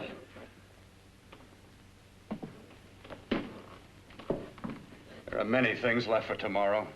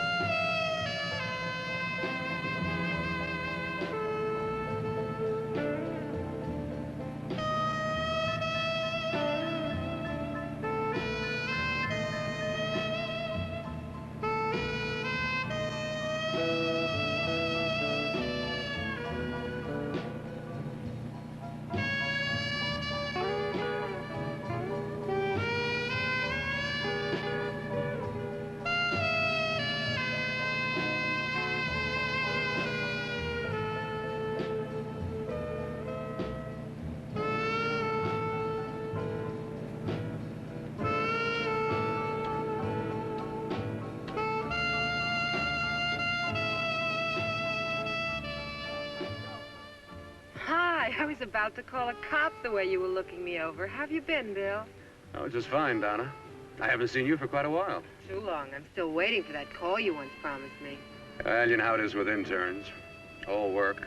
All work and no play even makes for dull doctors. You're gonna lose that bedside manner of yours. Say, how about a little side course in anatomy? Yours? Anytime. No, not mine. A Body Beautiful contest. You know, bathing suit models. Plenty of females on the hoof. Your eyes will have a field day. Interested? Well, why not? You're just what the doctor ordered. Come on, jump in. On second thought, I just remembered I've got to stop by my place and take care of a few things. It'll only take a minute. You don't mind, do you? I always follow the doctor's orders. Anything you prescribe, I'll take. That's what I like about you, Donna. Always so obliging. Hey, Donna, where are you going? What's the hurry? Hi, Jeannie. We're going to look for some bodies. You mean the contest? Yeah. Got any room for me? Oh, sure, plenty. Bill, this is Jeannie Reynolds. Jeannie, this is Dr. Hi. Bill Kortner. Hello. Hop in, but first we got to stop off at his place. Sure.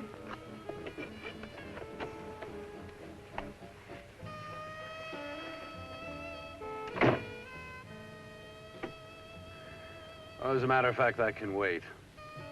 Now that there's two of you, we'll have to wait. Guess he thinks there's safety in numbers. Well, this time there is. We promised not to hurt you. And I promise not to hurt you. Yeah,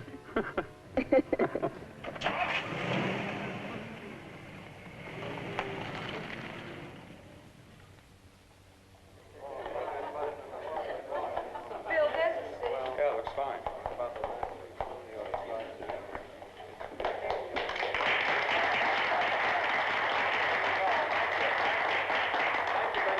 Well, it looks like we're about ready to go. Backstage are 5 of the girls who have reached the contest finals, and we are here to choose Miss Body Beautiful. Now, we've eliminated everyone except the 5 finalists, and they will be judged solely by your applause. So let's bring them on. First, Helen Appleton.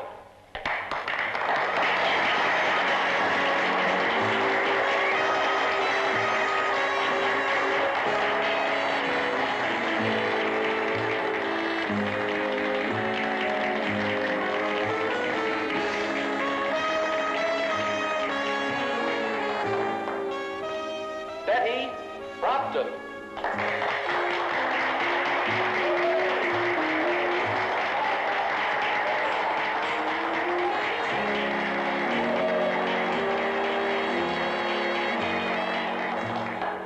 Terry Lund.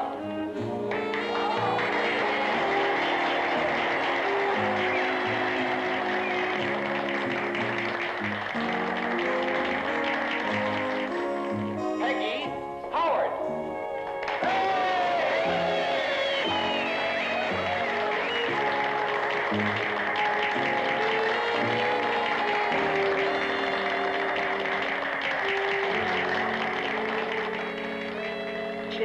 second nicest body I've ever seen.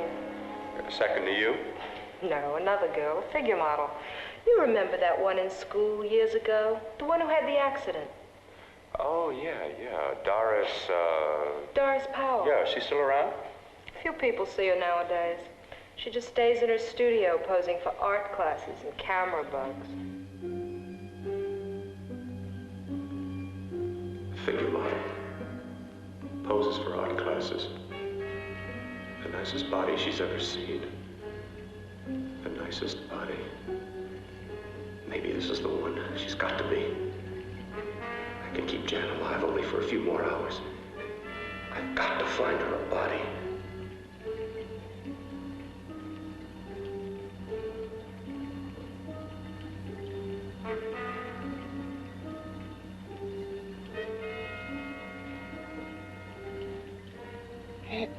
He intends to kill somebody. To rob them of their body. Do you hear me?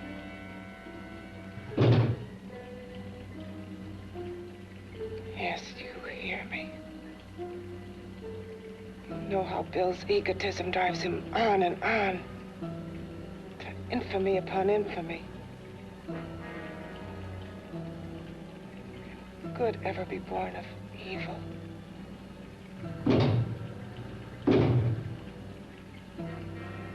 Yet he claims his work is for science, for humanity.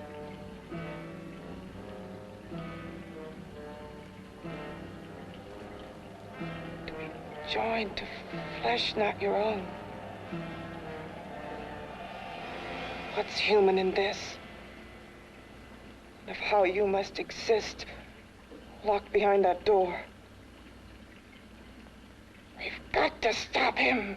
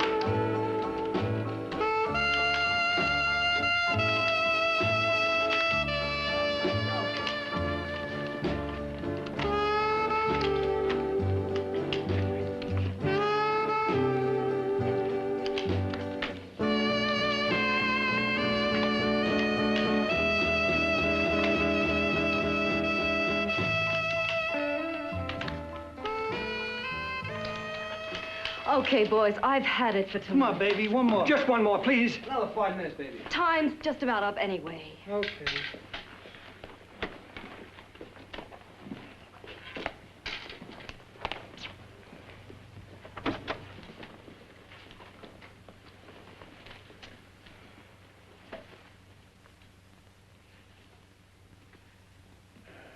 Say, Doris, would you like to have a drink with me? Just you and me, away from everybody? Someplace where nobody will butt in, where you and I can really be alone. No, thank you. How about posing for me? Private like. I'll pay you real money, real good money. Kind of money they don't throw at you every day, and for doing hardly nothing at all. I do my posing for classes only, Wednesdays and Saturdays, 8 to 10. Yeah, I know, but we can... Good night.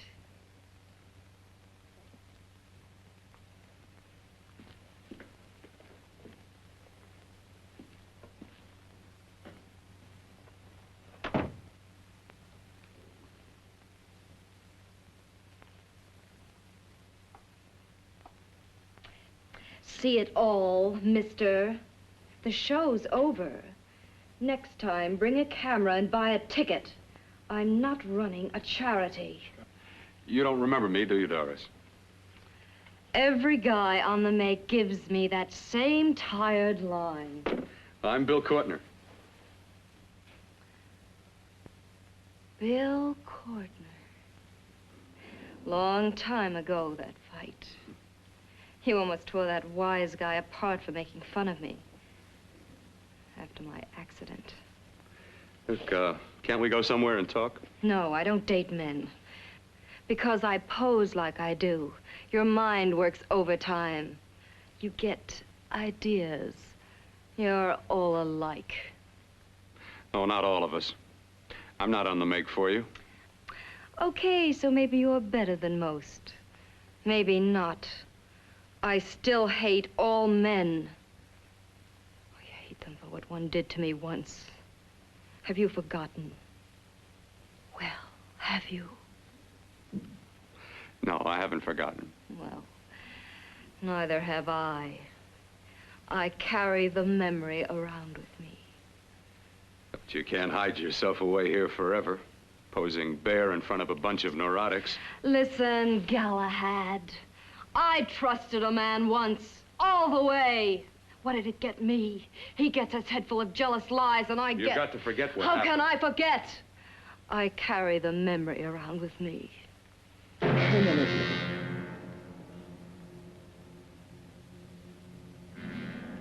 Am I so appealing to you now?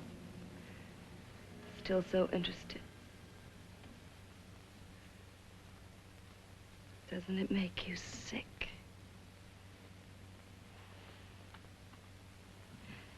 You don't even turn away from me, like everyone else does. To me, you're not ugly. I see only beauty in you. You have a lovely body and a face that can be made beautiful again also. Yeah. I've heard that song before. I'm a doctor, I know. My father's one of the leading plastic surgeons. If anyone can help you, we can. I know I can. I've been to doctors. It's no use. The scar tissue's too deep. No one can help me. Now, that was a few years ago. Today, nothing's hopeless. We can graft scar and skin tissue that... Well, we can even freeze areas of the skin and sand away damaged skin tissues. The way you say that, that look in your eyes, I almost want to believe you. I almost want to believe you. Well, then start believing, hmm?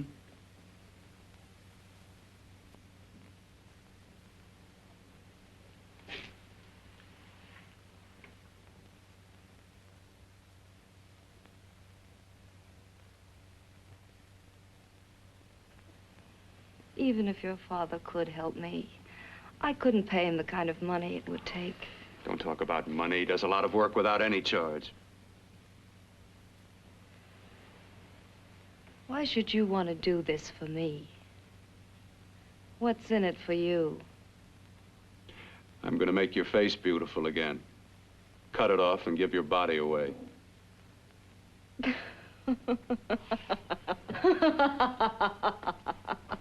I'm sorry, Bill. I have been knocked around so many times. I've lost count. It's tough living with this. I don't mean to sound ungrateful. Well, because you've been battered around, don't go sour. You shouldn't lose your trust in people. Not all of us. I believe you. I want to. Do you really think something can be done? Only my father knows. Look, we have a country place just out of town. He's visiting for the weekend. I could take you there now for a consultation. You mean tonight?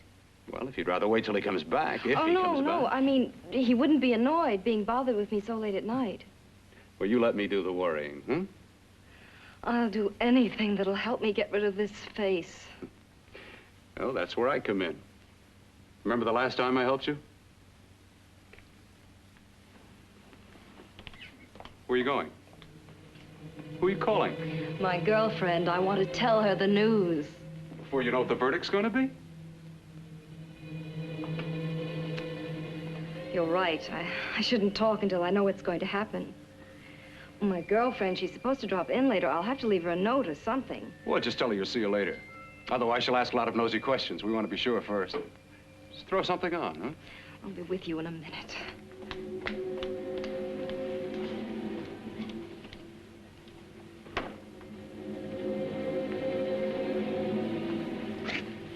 Just tell her you'll keep in touch. I'll leave it on the table. She'll see it. Had to go out with old friend Bill Courtner. We'll call you tomorrow. Doris. Here.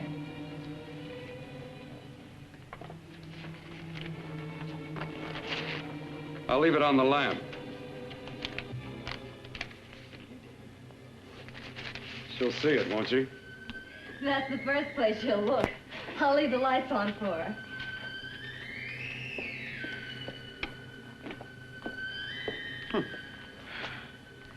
I have waited so long for this.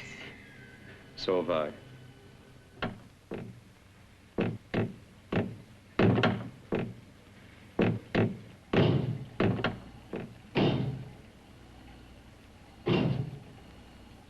Again. Hit it again. Got to see your hideousness. You've got to see mine. Wonder which of us is more awful. Nothing you can be is more terrible than what I am. A head without a body. A head that should be in its grave. I hate him. I hate him for what he's done to me. Can your horror match mine? Quiet. Someone's coming.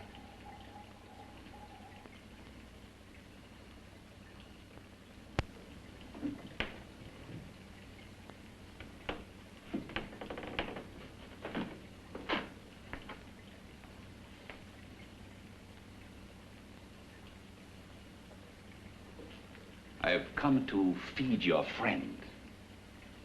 While you feed yourself with hate, it prefers food. Your former sniveling fear becomes you more. Yeah.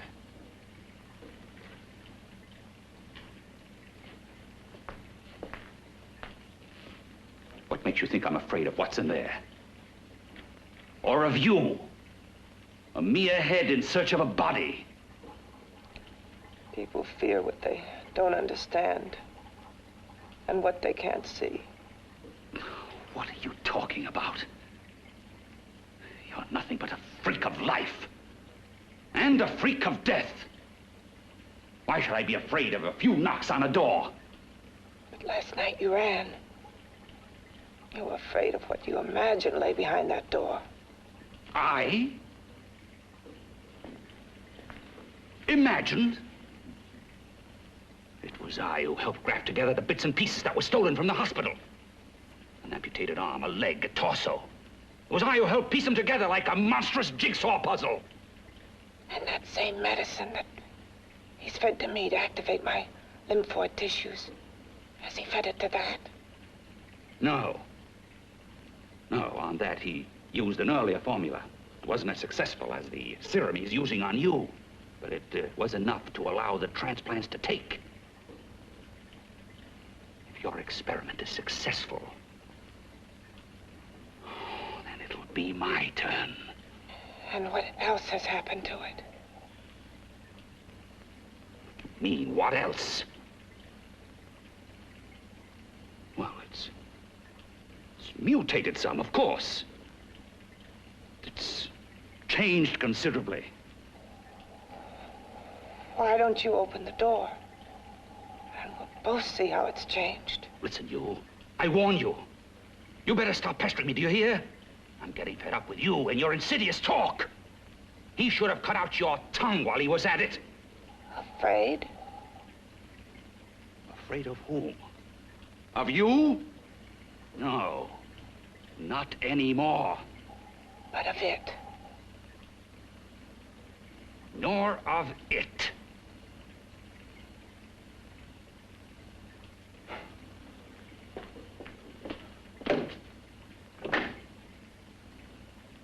He only keeps it locked in there so that it'll be safe, that's all.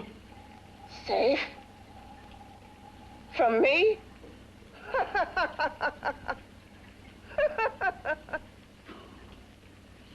Beast. I hope he prolongs your existence into a lifetime of agony. Then we'll see who's laughing at whom. You miserable fool! Get him!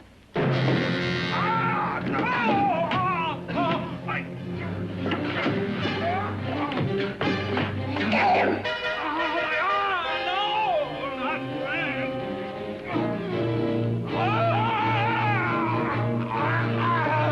Kill him!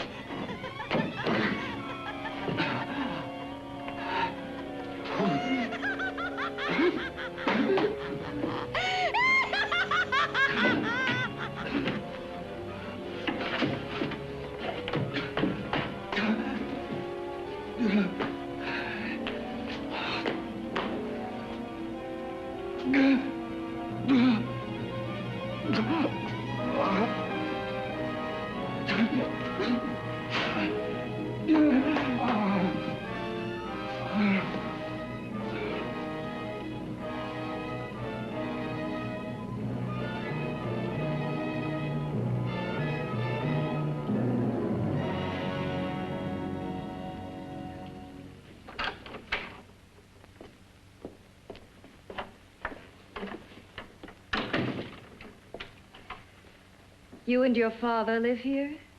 Only on weekends when we want to get away from the city. This place certainly is lonely. Well, the further from prying eyes, the better. I mean, it's nice and quiet here. We can get away from the noise and telephones. Oh, I guess it is. Well, sit down, sit down. I'll fix us a drink, huh? My father should be back soon. You mean he's not here now? Oh, come on now, Doris. Do I look like a maniac who goes around killing girls? Now, you've got to learn to trust people. You know, people like me, really. I'm sorry. I trust you. I trust you with my life. Well, I can't ask for any more than that. I'll be right back.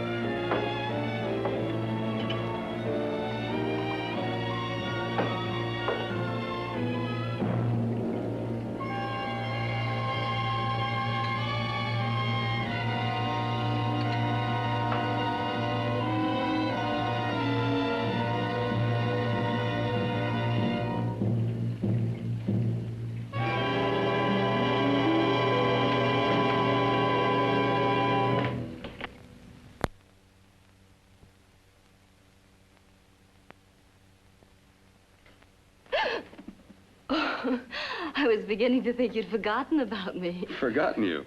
Why, Doris, you've become very important to me. Very important.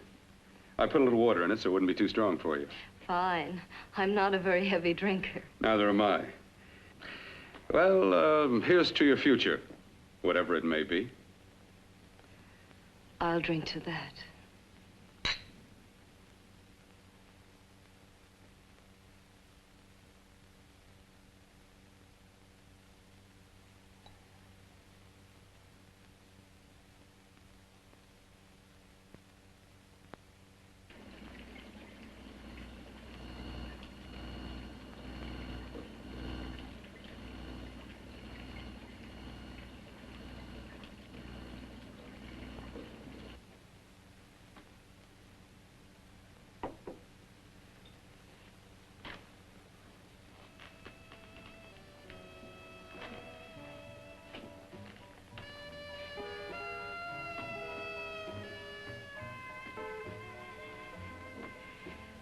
Getting awfully warm in here.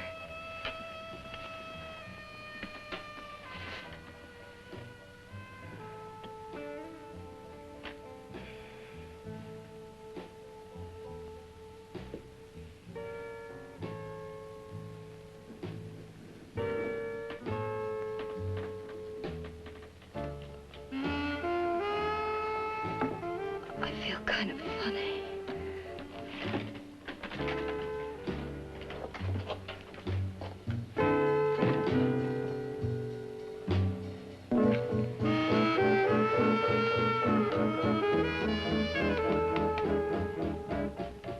Bill, you put something in my drink, didn't you?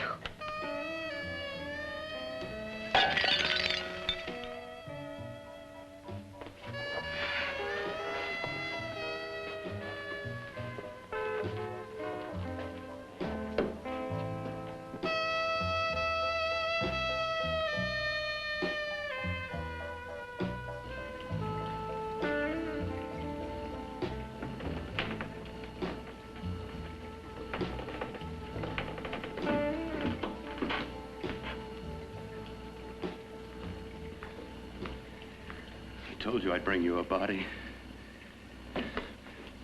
A beautiful one. Soon it will be yours. Bill, you can't. Yes, I can. I want you as a complete woman, not part of one. Is it a crime to want to keep you alive?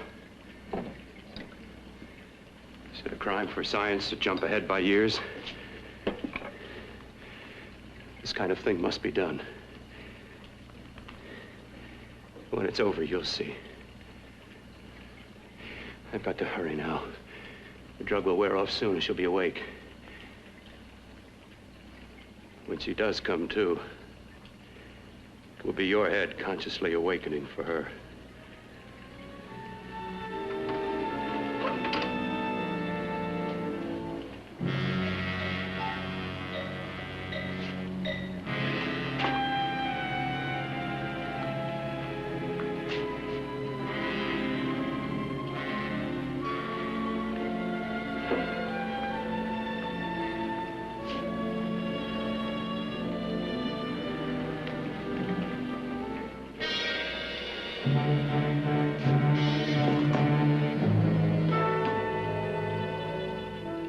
You must be stopped. You must. And who's going to do it? It's got to be quiet here. Can't stop me. Very well.